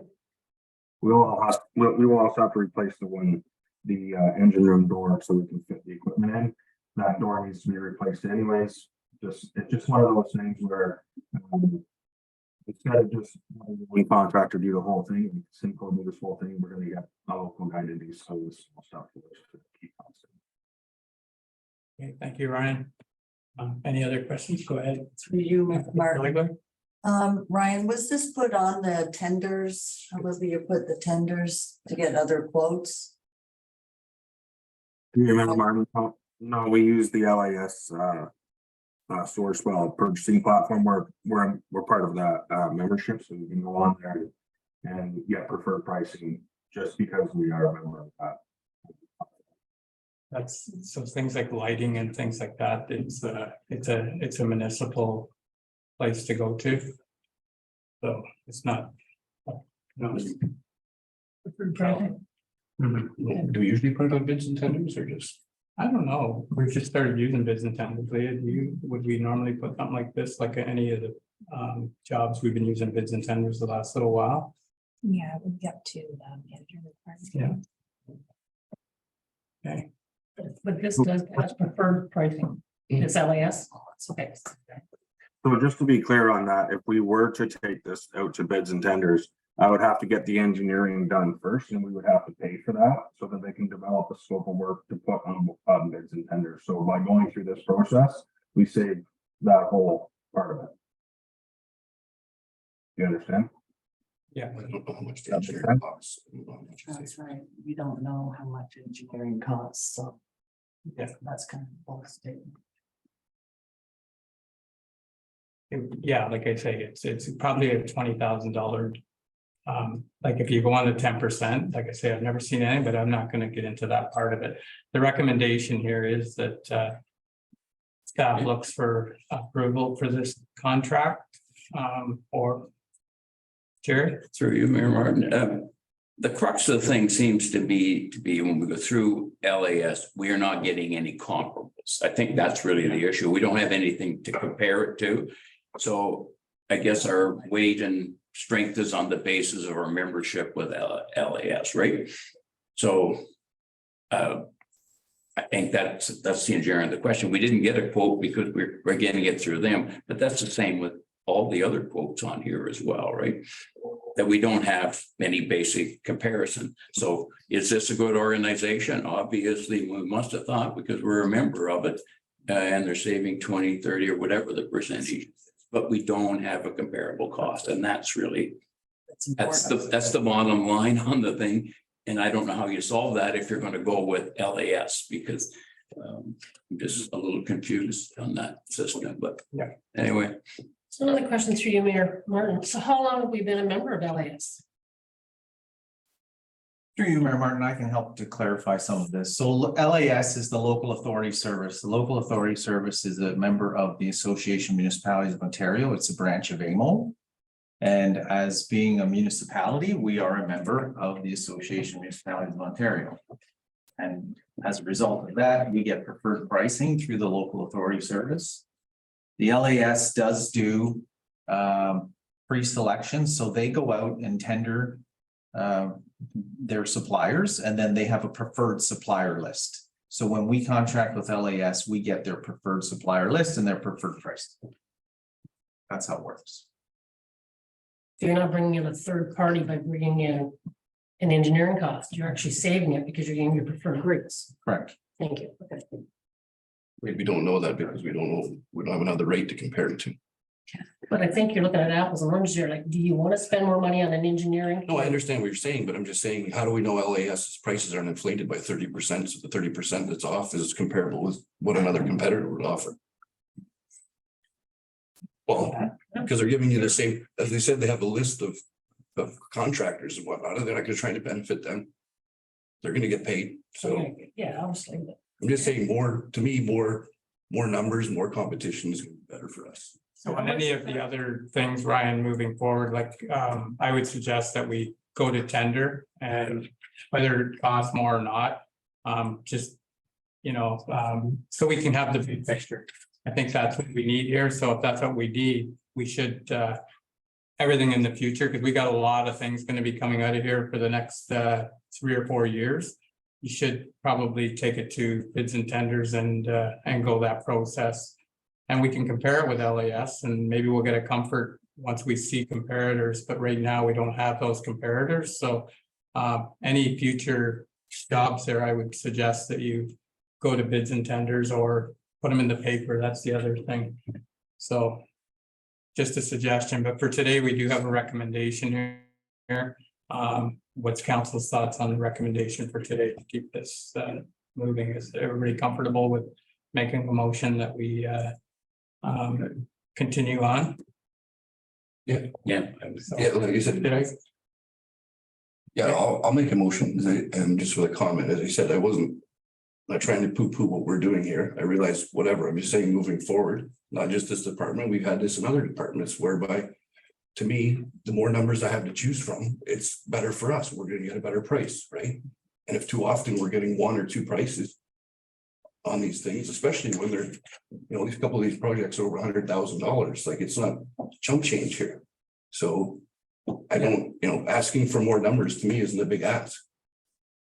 No, it's just, Cost. just cost. Cost to what? Well, we would have to get the engineering to do the tender. So in the future, we're gonna pay an engineer to do the tender.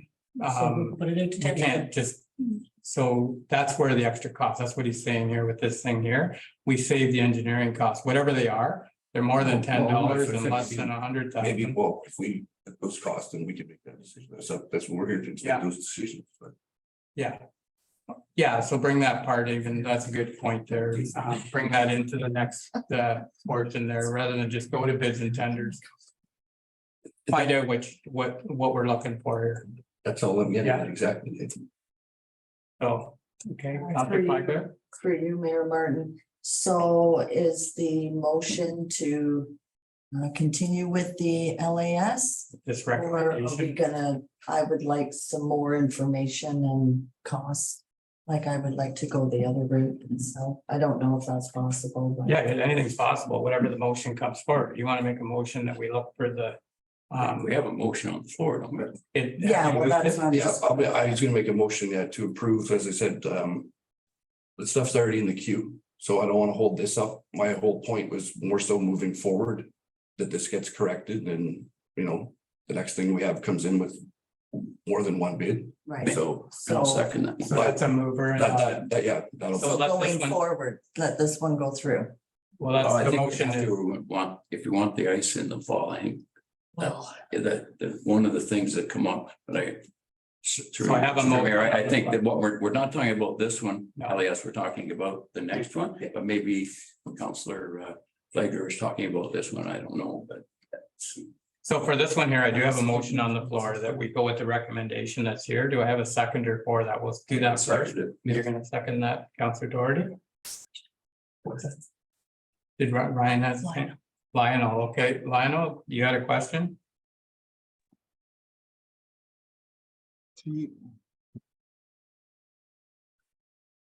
Oh. I see your hand there. Technical issues. It might help that LAS on behalf of municipalities does the tendering and reaches out to vendors. And that's why so many municipalities have gone with them, because they know this company is actually putting the services out to tender. So it's just somebody, instead of each municipality doing the tendering process, they do it for the municipality for a certain vendor. I don't know if that gives people more of a comfort level, but it's just they do for us what they do for the other municipalities on behalf of them. And then people save the time and money into that goes into putting the tender out. So I just thought I should mention that in case people find that helpful. Thank you, Lionel. Through you, Mr. Aaron. Lionel, do you know whether these quotes they put out and they do them separately, I assume, are they available to us to see? Because I think that's really what we're trying to get here is what is the real cost and what are we paying, and is the 30% kicking in? And if that's okay, then do they provide that information? Do you know? Through you, Chair, we can certainly look into that. And I'd be thinking that they probably do. So we can get an email fired off to them today to get that information. Yeah, that'd be great. That's great, Lionel. Okay, so I have a mover and a seconder for the recommendation that we award the replacement of refrigeration equipment to Simco. Is there any other questions? If not, all in favor? And that's carried. Okay, all right. I was gonna say that we take a 10-minute break here and then we'll come back. So if you're okay with that, Rob, I know you're all geared up, ready to go. We're past 11 o'clock here, so we'll take a break here for 10 minutes and we'll come back. Motion to recess moved by Councillor Doherty, seconded by Deputy Mayor Webb, all in favor, and that's carried. Motion to moved by Deputy Mayor Webb and seconded by Councillor Doherty, all in favor, and that's carried. So our next item on the agenda here is property standards bylaw and existing property maintenance regulations. Rob, are you gonna take us into that? I will. Thank you, Mr. Chair. So this report is really a housekeeping measure. Incoming councillors would be aware of what we went through last year to actually pass a new property standards bylaw. And at that time, we also made amendments to our what we had as a clean yard bylaw. Both essentially regulate similar things, they just regulate them differently. Clean yard is typically for the violations that are something minor and can be dealt with in a pretty quick fashion, and the property standards bylaw deals with violations that are more egregious and that would require some time to make them. So ultimately, part of what we incorporated in those bylaws were schedules for short form wording and for set fine amounts. That was a fairly new concept that the township adopted. And what that does is it provides enforcement staff with another tool to help people understand the severity of what we're dealing with, to motivate them to do things correctly and to address the outstanding issues. So it would give us the opportunity to write a fine like you would get, say, if you were speeding. So it's just another tool. So part of the approval process for short form wording and set fines is to have the Chief Justice of Ontario through the Attorney General's office approval of the language, make sure that the language is clear enough that whoever's receiving the fine understands exactly what they did wrong. And they also ensure that the fine rates, the fine levels are appropriate and not too punitive. So as part of that process, we did forward the bylaws to the Attorney General. And they did come back with some recommendations for minor amendments to the bylaw and to some of the language. So that just they were sufficient enough that we needed to bring the bylaws back to council for approval. And in our context, what we like to do is essentially start from scratch, even though there are minor changes to each of the bylaws. Was that if we repeal them and pass new ones, then there's no misunderstanding about amendments and things of that nature. So my recommendation is that council approve of the repeal and readoption of both the property standards and clean yards. But any questions from council here? It's one of those things that we've been working on for quite a few years, and no matter what, there's always something there. So Deputy Mayor Webb, Thank you, Mr. Mayor. Thank you very much, Rob, for all of your work, Travis, the whole building department. And as the mayor stated, this has been going on for quite some time.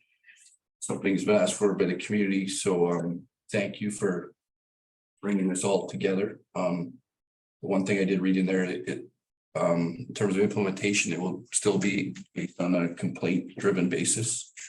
That's correct, yeah. I think you want to list the exceptions or. Yeah, so there are certain things that I think we have to have regard for as an enforcement step. If we drive by something that's obviously dangerous, then it's incumbent upon us to kind of deal with those, right? But for the vast majority of things, it's community driven, right? So if the community is unhappy with the way that a particular individual maintains their property, they're likely to call us, and we have these tools available to us to address them. Thank you very much for that, Rob. Councilor Doherty? How long will it take the Chief Justice of Ontario to approve it after Quinn, or is that just a walk? No, it should be within days. They're very, very fast. Once we make the amendments, we've already done that in one other instance. And where you said they were just minimal, well, they couldn't be that minimal if we're going to do it all again. So what were your notes, or what were the impacts from it, I guess? Yeah. Okay. What did we miss, I guess, or? Yeah. So one of the criteria, I'm just gonna pull up the bylaw for my own edification. I think, Rob, you listed the changes in yellow. Yeah, they didn't survive, Bob. I had highlighted the changes in the bylaw. Are they still? Well, it's, this, it doesn't tell you. Yeah, so actually, can I just take a? I don't know whether we want, I didn't want to do them all, but they couldn't have been. Oh, there it is. Okay, so if you look at the bylaws Page themselves. 97, Jerry. Yeah. Anything that's changed is highlighted in yellow. So if you look at the bylaws themselves. Okay. Page. Yeah. Page 97. Yeah, Yep. sorry, it didn't come through in the agenda package, but they are definitely Yes. in the comments, right? So you'll see that the changes, there aren't many, but the ones that are there are in yellow. All right, thank you. Yeah, you're welcome. Yeah, through you, Mayor. So I asked Travis for a clarification on page 81, the occupied by the owner, but I got clarification of that this morning, and I'm good with it. That's fine. Thank you. Any other questions? Go ahead, Councilor Sligo. Through you, Mayor Martin. Is this gonna affect like past issues that people have brought up, and the issue is kind of still there? Is this gonna give you more power to do something with that? It's on William Street. No, it's Poor people down there, like honestly. Yeah, it's a fair question. Yeah, so I did speak with Mike Gottschalk, of course, is our primary enforcement officer. And no, so by repealing and readopting a new one with the minor changes, we weren't in a process of actually charging anybody yet, right? Or at a point where repealing the bylaw would cause us an issue, right? So we've confirmed that doing what we're proposing to do here won't create a problem for Mike. The recommendation here is that the bylaw 2023-21 being bylaw to repeal and replace bylaw 2022-61 property standards bylaw be forwarded to the bylaw section of the agenda. And then bylaw 2023-22 being a bylaw to repeal bylaw 2022-062 clean yard bylaw be forwarded to the bylaw section of the agenda for approval. So there's a recommendation there. Sorry, one more comment. Yeah. Gee, Mr. Mayor. So I did ask Travis, but it's being posted on our website afterwards, the list of. And it will be, so I think that's a good thing. So yes, I'm going to back. By Councilor Clements. But through you, Mr. You're going to post it before we get it approved? No, once it's passed. Oh, okay, thank you. It'll go on the website. Okay, so I do have a mover. Is there a seconder for this recommendation? Deputy Mayor Webb. Any other questions? All in favor? And that's carried. Okay, the next item here is that's wastewater treatment plant. Thank you, Mr. Chair. This kind of builds off of what Council heard today from FEMA, who were the firm that the municipality and Aqua hired to complete the class environmental assessment. This bylaw, I'm sorry, this report essentially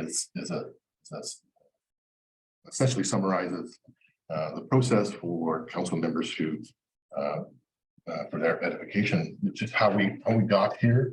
I mean, it was touched on a little bit by SEMA, how, we did a review in 2018. We established that there were some challenges with the wastewater treatment plant. Council today did what it was really supposed to do, and essentially hired a company to come in, or a civil engineering firm to come in and evaluate the existing system and to come to an understanding as to what the best approach was to address some of the limitations.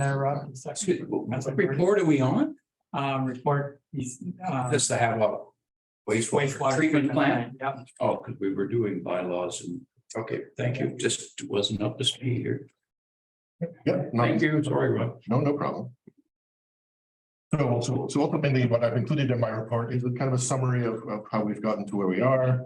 I provided council with a list of the 10 recommendations that are embedded in the draft environmental study report. So as council is aware, we've established that the wastewater treatment plant has exceeded its capacity during wet weather flow conditions, and that the plant doesn't have sufficient capacity to treat septic. In addition, projected growth in the community it would be compromised would add to the flows, and over time, of course, those flows will exceed the plant's capacity entirely. The goal of the environmental assessment was to establish solutions to address the existing capacity constraints and to provide some capacity in the future. They considered a number of options, and they've established that the solution lies in a two-phase process. First phase being a phase that will address the wet weather conditions that we're faced with by addressing what they call as the process would be to use an existing lagoon as a raw sewage equalization tank effectively. And then over time, to expand the capacity of the plant, we would make improvements to the actual plant itself. So the staff report recommends that we move forward with the implementation of phase one. So first part would be to allocate funds required to engage a civil engineering firm to design and tender the project. That we make application for funding to help pay for the design and construction of the work, and that we solicit costs from Aqua to help support the township's goal. So effectively, Aqua acts as our peer review agent. They manage the sewage and water treatment plants and the collection and distribution systems on our behalf. And so they also have the capacity and expertise to help us get to where we need to be.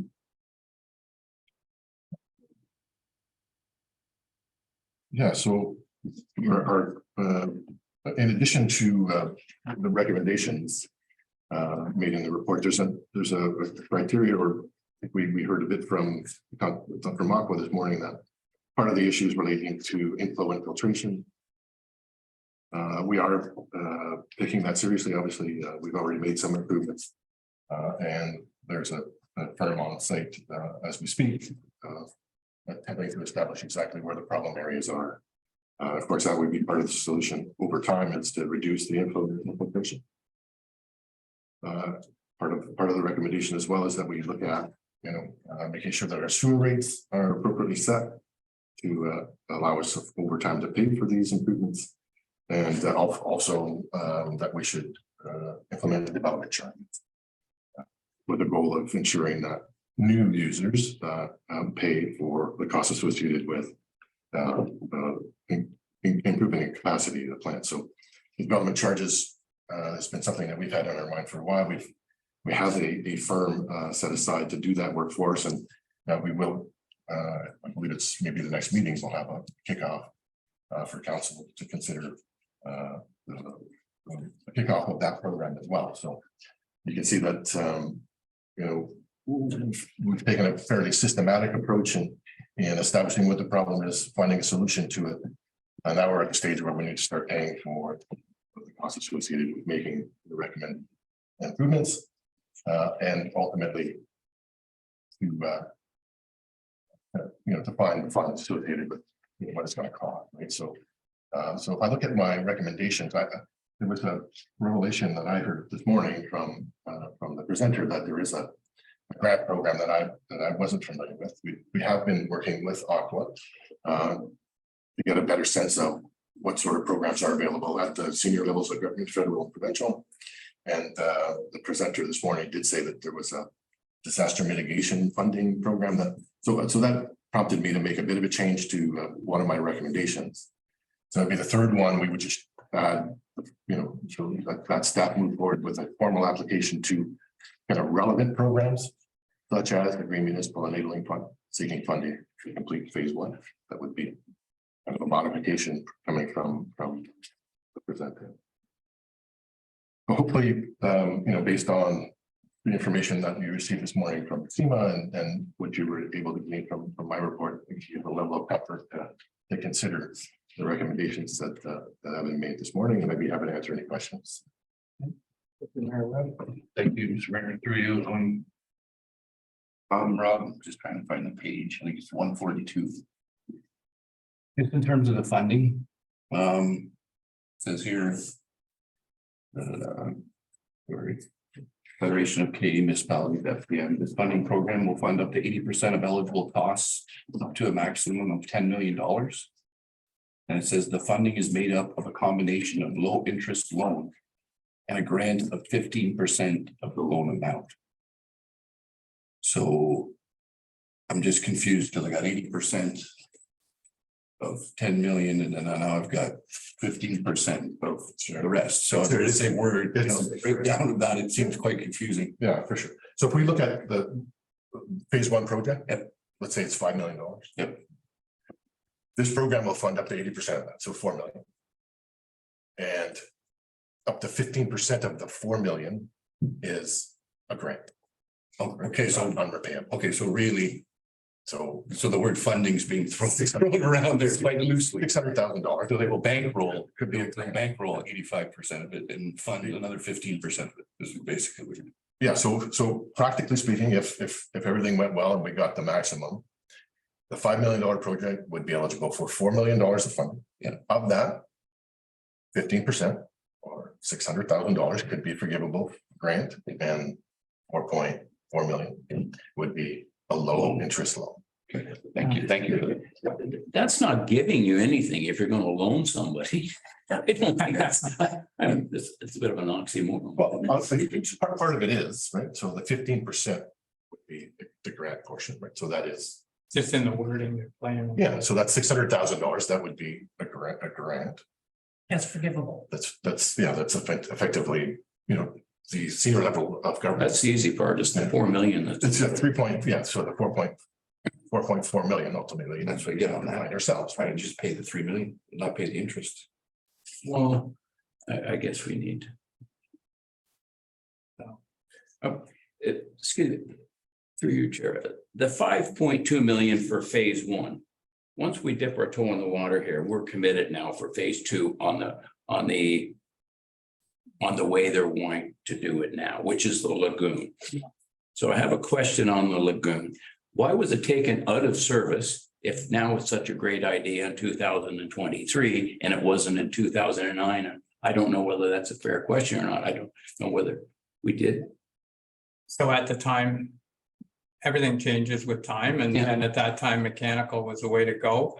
There was a lot of debate on whether it was going to be mechanical, reed beds. We talked about everything. It ended up coming out that the mechanical was the best process at that time. Since then, we never did, what do you call it when we took them out of commission, the two lagoons, but they're still there. And that provided this opportunity. We didn't fill them in or anything, so they're still there. And I think, somebody's come along and there's always things changing, and they've seen an opportunity there that would be cost effective for us to prolong this, because we're not committed to the next phase.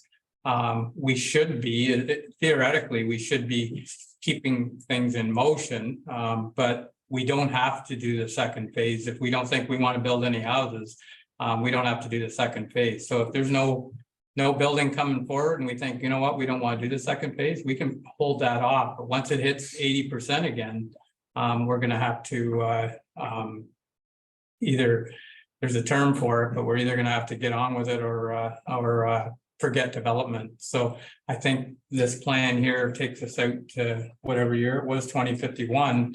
But the second phase isn't, that's up to us, but it's highly recommended that we keep these phases rolling. Well, So the last expansion in 2009 gets 2023. This expansion is supposed to take it to 2051. And we're going to use decommissioned lagoons to get us for a long term from 23 to 51, where the last one only took us from 19 to 23. no, the lagoons are gonna be, they're gonna stay there as a option if such a thing, something like they said, if they have to do maintenance on the plant, something like that, they'll always be there if we put them back into service. They're not just going in service for a couple of years. Oh, no, Yeah. I understand that. Yeah, And so, yeah, I can speak to it a little bit. I don't know what happened in 2009. I certainly. But the decision was made to go from a treatment system that was relatively passive, right? So you fill a lagoon with sewage while the other one is draining, right? And then you stop filling this one, you let it settle for a period of time, and over time, you get to a point where the effluent is something that you can send to the stream. So that's pretty passive. Decision was made that just wasn't feasible any longer, given the flows that we were generating. So we went to a mechanical plant. That's not changing. The mechanical plant is always going to be, but we have this problem with extraneous flows of stormwater that we don't need to treat. Right? We don't need to treat rainwater. It's something that should go to the river or to the stream without having been treated. But there's a lot of stormwater getting into the system that creates a surge that takes us above capacity, so way above 1,200, right, cubic meters a day. Until we're pumping 1,700 cubic meters a day. Now it's diluted effluent, so the plant can manage it. But we don't want to have the plant treat more sewage than it's rated to treat, which happens on a frequent basis during seasonal. So we're going to use this lagoon, upgrade it, whatever, line it, make sure it works properly as a buffer. So we'll send whatever sewage exceeds 1,200 cubic meters a day during this season, and just let 1,200 go to the plant. And then when it's dry, we'll take, when we're pumping 600 or 700 cubic meters a day, we'll add 100 or 2 from the lagoon. And I kind of get the picture. Yeah. so the lagoon is, and Ari has a comment here, I see his hand up, but so it's kind of basically the lagoon is going to be our Otonabee River of Peterborough. They dump it into the river up there frequently. We wouldn't want to do No, so we don't want to do that. So the lagoon would be our buffer for overflow. So okay, so but ultimately, even after phase 2, sorry, Mr. Chair. Yeah. After phase 2, we'll have 1,580 cubic meters a day of capacity, right? And unless we deal with ICI, we'll still be occasionally pumping more than that, right? Because we're doing 1,700 cubic meters a day now. So the lagoon will be something we'll be using for a period of time. After phase 1 or After phase 2, we'll go to 1,580. So it's 5 million to get us to phase 1. What's the next step for phase 2? Is that another 12 million in today's dollars? Yeah. 17.8 altogether. Well, we got 3 different quotes here, 3 different various ones. So all right, Ari, you had a comment? Through to you, Mayor. Yes, absolutely. I just wanted to add something kind of from a planning perspective, because I know this matter is administrative as well as, it's quasi planning. But growth across a community, even if it's in the form of residential, it still produces a net positive effect on a community as well as a municipality, a smaller rural municipality that be. So kind of from like an economic development perspective, as well as like a community planning perspective, it does produce a net positive. The literature currently points to the fact that residential growth is more or less followed with commercial growth and the increased kind of tax base as well. So I can confirm that we do have quite a bit of greenfield development in the progress. Without treatment capacity work, development in the Hamlet area will essentially be stalemate. Yeah. So there is builders in the queue that are looking, and and we are getting near the max here, so. Yeah, the truth is, right, if these queues come to fruition, how long do we have a shovel in the ground? How long before we have a shovel in the ground? We don't have a plan of subdivision that I'm aware of, but maybe we do. Yeah, so Maybe you gotta get it approved, like how far down the road? And I think it said in there that we're gonna have an estimated 641 more people in 26 or 30, I guess it was. And for a growth of 640 people, we're going to spend $20 million, because it won't come in at 870 by the time we get it. So we're going to spend $20 million to get 641 more people. In essence. Yeah, so to give you an answer to your question about the length of time it takes to go through the draft approval process, it really depends on how motivated the developer is.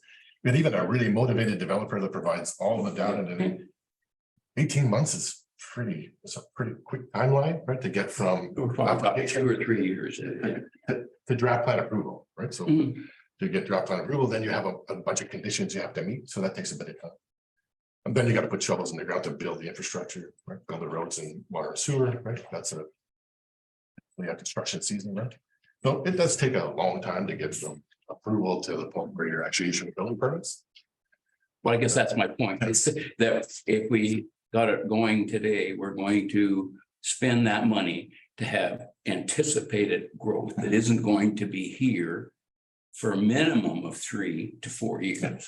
So I know we're trying to get ahead of it. But to Aria's point, if somebody comes in today, given what we know, right, about the limited capacity that we have, and inquires, and he's had inquiries, look, I'd like to build a subdivision with 80 houses in it. Right now, the answer has to be, we really can't accommodate it, right? Because we don't have the capacity in the system to treat the effluent that's going to be generated, right? We'd much rather be in a position where we can say, yeah, we'd like to consider your application for a draft plan subdivision, then move through the process with some sense that we'll be able to actually manage the effluent that's going to be generated from that subdivision. Well, we do have some growth there. I don't know, it depends on what. Yeah, so after it's either 130, 120 or 80. It's one of those numbers that we do have the capacity and just to correct that, you're right. There's two numbers, 120 and 80. 80 is the right figure, right? So after phase 1, right, we can accommodate 80 units of growth.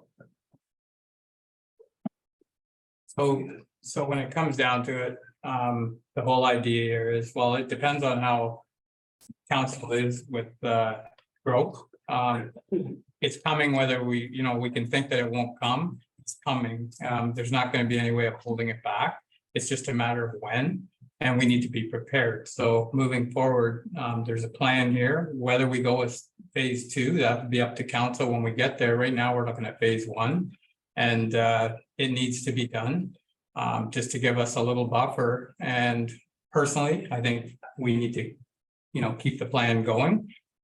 We need to keep working through these the best way we can, because the other side of it is when Aria talks about growth, I've heard from a couple of contractors or builders that one of the reasons they haven't came here is because there's a rumor out there that we don't have capacity. Well, we don't have capacity, but if we keep working on this, by the time their paperwork's done, we'll be set up that won't be a showstopper. So instead of stopping them before they get across the railway tracks here, there will be some entertainment here as far as our growth plan and what we want to do here. And I think I've heard for years, ever since I've been on council, why don't we have any subdivisions here? Well, there's a good reason right here. And this will be the excuse that that we didn't want to do it. Now it's a huge cost, but at least we have something to work towards that. We have to be able to entertain whether there's any grants come forward. Once this engineering's done, that's gonna open us up too for any grants that come along that we can try and keep it moving. So for today, it's phase one, and there is a recommendation there. So it's up to council here, but Deputy Mayor Webb, Make a motion to go with Rob's recommendation. phase one. Yeah. Phase, Sorry. yeah, to move ahead with phase one, and I'm sorry, just a comment, echo your comments, Mr. Mayor. As you said, we've come a long way. When we look around now, yes, we don't see the growth maybe that other neighboring communities are seeing, but it's coming. I firmly believe that.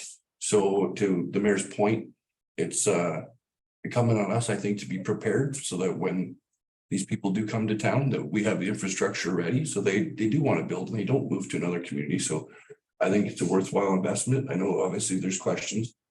As you said, there's a ton of money, Councillor Doherty. But if we're gonna move this community forward, I think this is pretty much the path we're gonna have to take. So And I'll second it. And I do have to say, like, if we're going to have a long-term care, we're gonna have people coming here to live and work and play. We need more housing. So I do think we need to look, we need to think progressively. And I'm second. Deputy Mayor. So I have a mover and a seconder. So is there any other questions around the motion? Through you, Mayor Martin. Rob, our current structure for the water station. The nursing home is okay to come in the other apartment building, and then Smith Drive, they're all okay with the current one that we have. So phase one will open up another 23 more homes.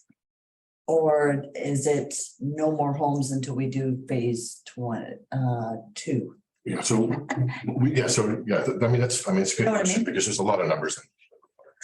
What we confirmed with SEMA was that their ultimate recommendation, which leaves 80 units after phase one, definitely includes the long-term care facility, but that includes. not the other components. No, there's a whole big thing. Okay. 3 years, and I've yet to figure out where the south development is from here, because looking at the map that was provided, it's owned by private individuals around, and I don't see any plan on it. Yeah. And I don't, and I've heard about these phantom contractors, but I haven't seen anything to date.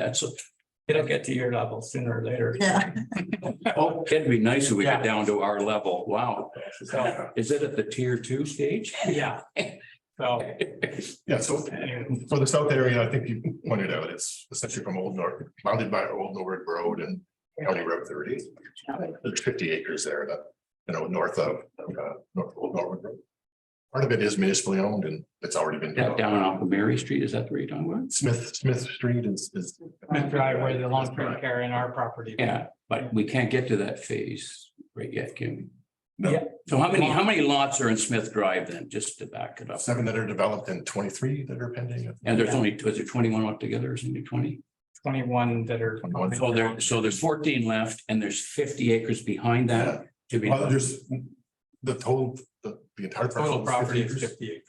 So whatever the remnant is there. Long-term care is going to be about 8 acres or 7 acres, something like that, and whatever's left there. And we also got some off for the seniors building. I'm Yeah. not sure if that's out of the 50 acres too, I think so. Yeah, that's part of the. But there's 21 properties or 29 properties that are behind the long-term care, but they're tied up right now.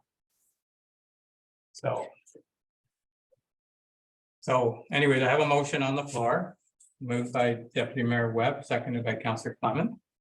If there's no other questions, all in favor? And that's carried. Okay. Our next item on the agenda is the Lions lease agreement. Through you, Mayor Martin, council held a special open session council meeting on March the 14th. With members of the Lions Club executive. And at that meeting, a discussion took place regarding the commercial lease agreement for use of space within the community center. And council and the Lions Club both agreed to all the items in that lease agreement. That lease agreement has now been signed by the Lions Club and is presented today for council's final approval. Any questions around it? No, I'll take a moment. Was there any changes, sorry, was there any changes since we had our meeting with them, like they were good with the lease? Yeah, through you, Mayor Martin, no changes since the meeting with the Lions Club. Perfect. Good. So we have a recommendation here. Yes, pass it. Thomas moving the recommendation. Seconded by Deputy Mayor Webb. With a comment. Comment. Quickly for staff, this was a long ongoing process, especially our CEO.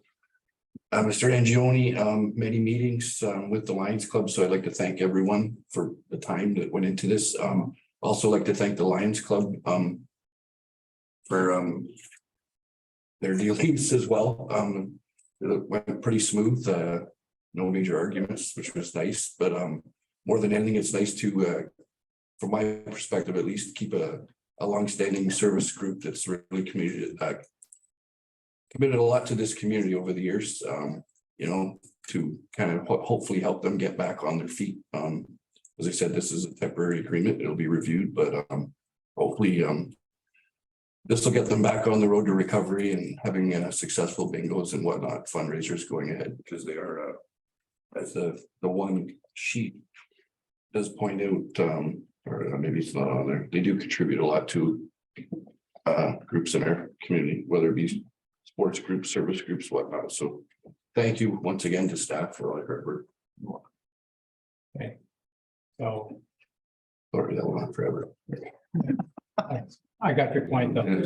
So have a mover and a second. Yeah, I second it. Yeah, all in favor? And that's carried. I almost forgot you talked so long. So thank you. Yeah, you got me. Anyway, so we'll move into the next, and that's review the procedural bylaw. So this was the request of the for this meeting to bring forward the procedural bylaw. Councillor Doherty, you requested this? Yeah. Well, so what part of it? This was done, you know, last term, but it was brought up to date with regards to electronic meetings. That was the biggest change in the thing. Other than that, I don't think it had been changed since 2017. So it was just being updated, but there's some things here you want to speak to. I think the one thing is the Zoom meetings, was one I was just going through my notes here.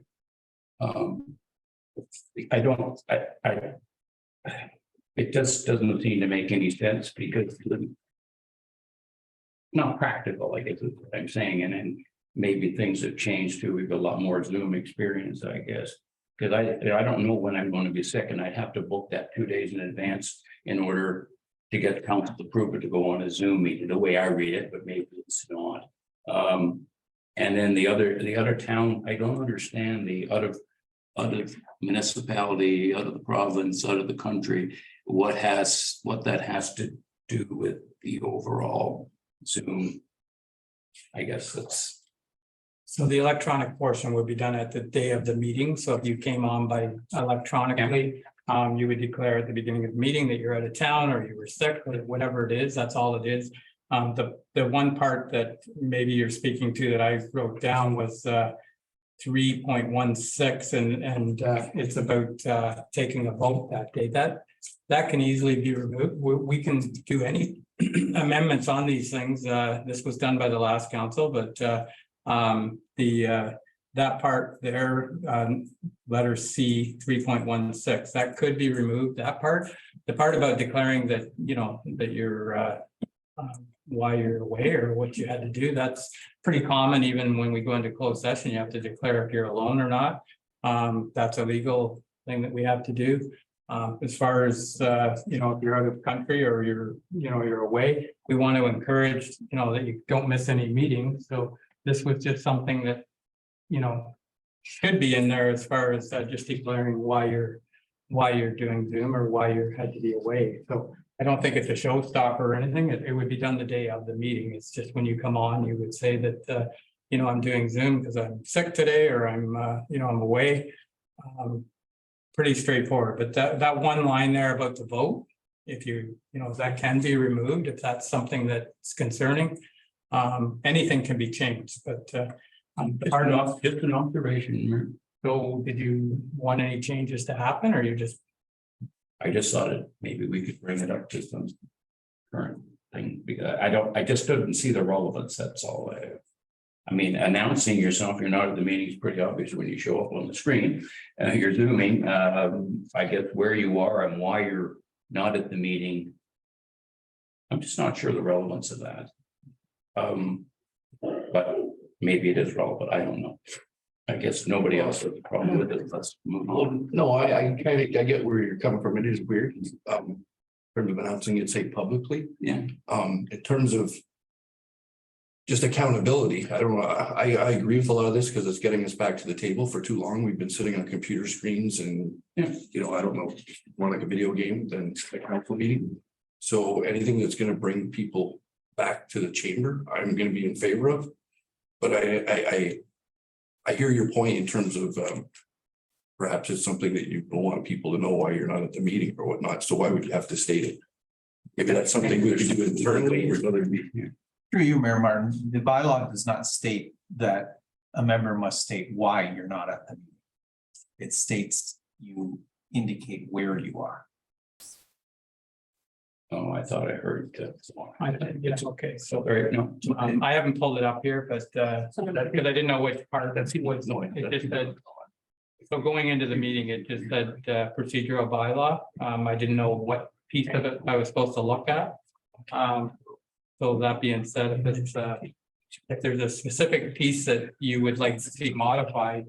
That was the piece. Okay. So you guys can just finish their topic. Sorry. Through you, Mayor Martin, we can amend the bylaw any way council wishes. If we wish to remove, it sounds like 3.16C is the item. If attending from outside of the township borders, the member shall be permitted to attend electronically only by majority vote of the remaining members of council.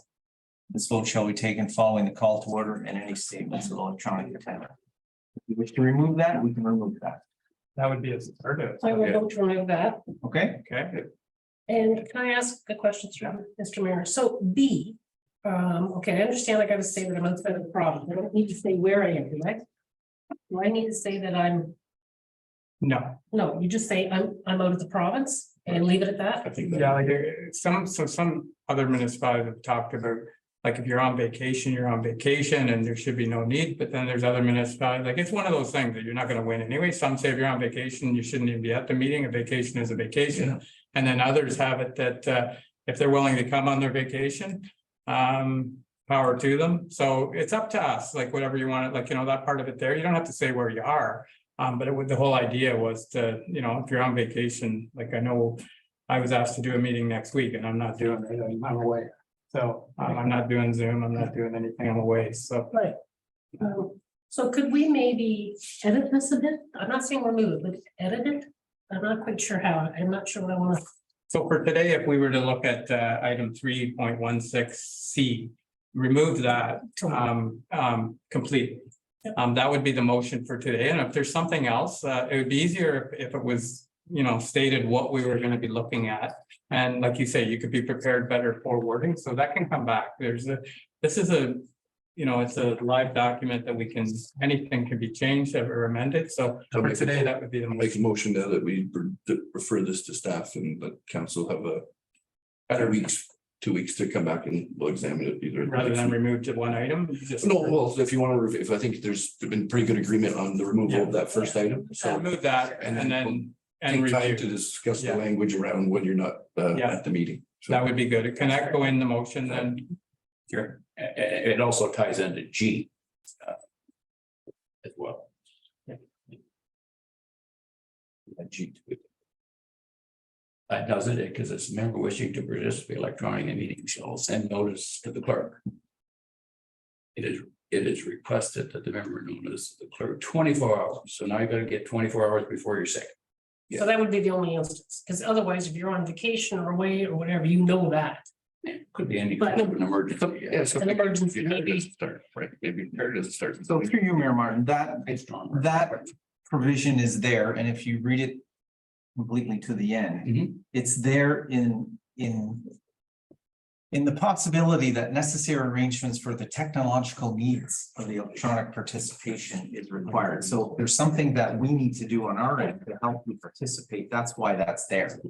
So we're suggesting, please let us know at least a day ahead of time so we can make arrangements for you to participate electronically. We'll send you a Zoom invitation, or maybe your computer's not working. You need to figure out a way to get you into the meeting. That's why that's there. Kind of like you're doing. Yes. Possibly. Right. But for today, if the motion was to include the item 3.16C, moved by Councillor Clement and seconded by Deputy Mayor Webb. And we'll leave it at that, and then we'll review the document. And if there's anything further, it could come to a future meeting. So all in favor of that motion? Yeah, that's carried. Thanks. All right, so we're gonna move into correspondence and action items. We have one action item, and it's something we've done in the past. I don't know. It was an advertisement for the flyer. For the buying mat? No, through you, Mayor Martin, this is a donation we make to the County Plowman's Association. Oh, it'll be advertised in their flyer, though. It's. I believe so. Yeah. So, yeah, so do you have the number? Yes, through you, Mayor Martin, previously we've donated $200. Okay, so what's council's thoughts? This is the county plowing match. Yeah. Oh, go ahead. No, I have a question too. Yeah, no, You do your question. Okay. First, have we completed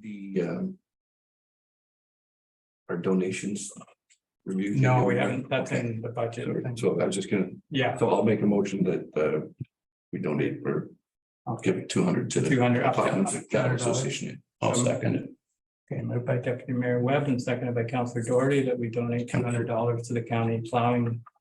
Council initiative.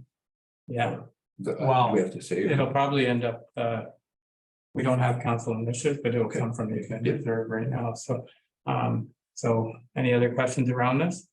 All in favor? And that's carried. All right, then, there's no correspondence for information. So the next item on here is, councillor activity reports and, let me catch up here. So there was none. Catch up here, sorry. Yeah, so there is none for that, so just one thing on the activity report. I know it's not on the agenda, but I did attend the hub meeting yesterday over at Smith Drive, and it went really well, and it was nice to hear how a lot of that started in Havelock-Belmont-Methuen at our library and our medical center. We used to have the programs run out of there. There was a lot of people there from all the organizations that are taking advantage of the space over there. And it's going to make it a lot better for, our residents. They don't have to go to Peterborough for some of these programs. So it should make it work a lot better. So,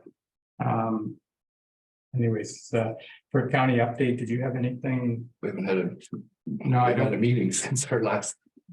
So, yeah, last month, everything's we're back on We're on tomorrow, so so we'll be back on our meeting will be after. Mr. Well, can we solidify what's happening on 48? I know it's coming to a theater. Is it on this year? Because we're going to have to include our George Street. Sorry? For George Street 48. Okay. Yeah. And George Street, whatever. That maybe I'm not at the right tier of government to know this information. Do I get a chance? Yes, through you, Mayor Martin. Staff has been meeting with the engineers, Jewel Engineering, and with County Peterborough staff. We've had several meetings now, and that project is moving forward. There will be a public information center on June 6th in the afternoon from 4 till 6. It will be part of my report that comes to the next meeting. But that project is absolutely moving forward. Okay. So thank you. Just for the rest of the council, we're trying to get ahead of this. Our economic development officer, as we know that we have the date, we'll be going around to businesses and homeowners along George Street or surrounding George Street. Letting them know about this public meeting that's coming up, as well as hopefully working with Peter, our roads supervisor and Brian Weir from the county in terms of letting residents know about what the traffic flows are gonna look like, where, you know, parking areas are gonna be, try and get ahead of this. So that in the past, you know, we don't inform people and then we got a whole bunch of people knocking on our door saying, I can't get into my laneway, I can't do this, right? So as I said, I don't know if it'll be a part of that meeting or we're looking at possibly just having a separate meeting with kind of business owners and local residents to, as I said, just make them aware of what's going on in terms of their parking and driving is going to be greatly affected here for probably 6 months to a year, right? So through you, Mayor Martin, if I may, to expand upon Deputy Mayor Webb's comments, we have discussed that significantly in our meetings, and we absolutely want to make sure that we're communicating well with the community, particularly the business community. But parking, definitely big issue. Access to buildings is another issue, and continuation of business while this is going on. We're going to talk about streetscape, lighting, all those things. We really want to make sure that we're engaged with the community and get that feedback.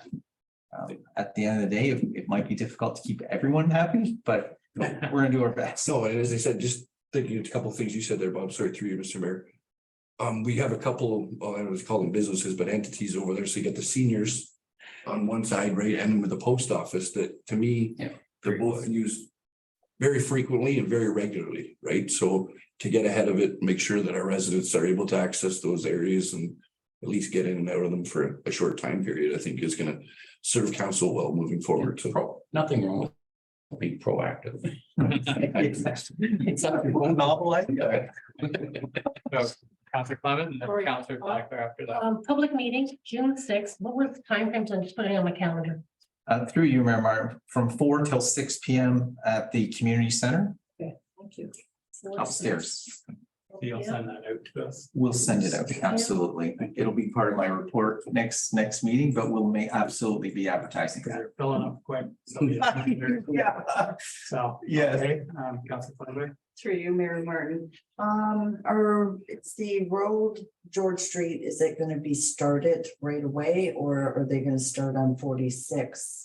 I've just heard mixed things. I don't understand why they're doing 46 over again. The first phase starts at Brett's, like Quebec Street. Oh, it goes does. To just about Orange Street or just after around the Cenotaph in there somewhere. Right, so it is George Street on, not behind the No. food lamp. No, that's the first phase. That's the last phase, I think, if I remember okay. correctly. Yeah, second phase would be from Orange Street down to Jamboree. And I'm the The last. arena, say the arena, Cenotaph East. We're looking at Okay. it, not even doing it. That's the third phase? Second. Second. Third phase is Ontario Street. As of now that can change when the engineering comes through, but Then that's they're what. gonna go back up and do behind the. Yeah, liquor store? they've done all the drainage for the whole thing, right? Okay. Tim Hortons to the other end. That's what they had to do. So it all works in the end. Right, right. So, but it's in the best shape of all of them right now is Ontario Street, but Yes, there's challenges there. yes, there is. So. Councilor Are you, Doherty. Mr. Mayor, is that going to be in the sixth proposal, these phases? And estimated date times, once we start, is it going to be Yeah, I'm sure you can ask. year after year? But it's going to be on there, so bring somebody, because Yeah. everybody is, as Councilor Flagler said, everybody's got a different idea how this is rolling out. And it's to diffuse the room. Like it's a Yeah. little bit. Yeah, Through you, Mayor Martin, for sure. The engineers will have their display boards and they will be there to answer any and all questions. So absolutely. And just further to expand upon, to tie into this morning's presentations regarding inflow and infiltration, as we do the work on that road, we will have an opportunity to address if there's any issues there regarding inflow and infiltration, we will address them while that road is under construction. So it's a perfect opportunity to help along that line as well. and that's what they meant by some of the things from 2017, after we did some of these back roads and everything like that, it did help the flow. But obviously not enough, so, okay, so, that's, did you have something, Bev, was that, oh, that was your question, okay, sorry. Yeah, No, your question was around the One more question, Okay, through you, Mayor Martin. Parking. Is George Street gonna work, the same way as the rest of the town with just a sidewalk on one and parking on the other? Is that how that's gonna work on George, especially where the businesses are? yeah, we'll see that when the design comes. Oh, you don't Yeah, I know. don't think so. I think it'll, because there's been so much communication, whether it should be a one-way street, there was so many things. But I think you'll see the design on, we haven't seen it either. Okay. It's not. All right. So that, once they get that together, we'll get that, so. Yeah. Okay, so moving on, I don't have any written notice of motions. Is there any oral notice of motion for today's meeting? Seeing none, other business. I don't have anything in other business today either, listed, so. If you have something, like, I don't, go ahead. I've seen your hand. Well, we were at the emergency Management. management meeting last Tuesday, so it was a little after to get it into the schedule. I don't really want. Okay, so put it on the next meeting there and we'll have the update. I'm the same. I had I Crow just Valley. updated, you know. I had, I had Crow Valley that day, so it'll be on the next meeting, so. Same thing, I had economic development. Okay, so we're moving into bylaws here. So we have 3 bylaws. The first bylaw is prescribing standards for the maintenance and occupancy of the property standards bylaw anyways, moved by Deputy Mayor Webb, seconded by Councillor Clement. All in favor? And that's carried. And the bylaw respecting litter, yard waste and maintenance property, this is the clean yard bylaw. Moved by Councillor Clement, seconded by Councillor Doherty, all in favor? And that's carried. The next bylaw is the bylaw to authorize the mayor and clerk to enter into a commercial lease agreement with Havelock Lions Club. Moved by Councillor Clement, seconded by Councillor Doherty, all in favor? And that's carried. All right, so we don't have any closed meeting today, so we'll move in confirming bylaw. Somebody want to move the confirming bylaw? Moved by Councillor Clement. Second. Sure. Councillor Doherty, all in favor? And that's carried. And motion to adjourn. I tried, but Councillor Webb was our Deputy Mayor Webb. So, and seconded by Councillor Doherty, all in favor, and that's carried. Thank you. Next meeting Tuesday, April 18th.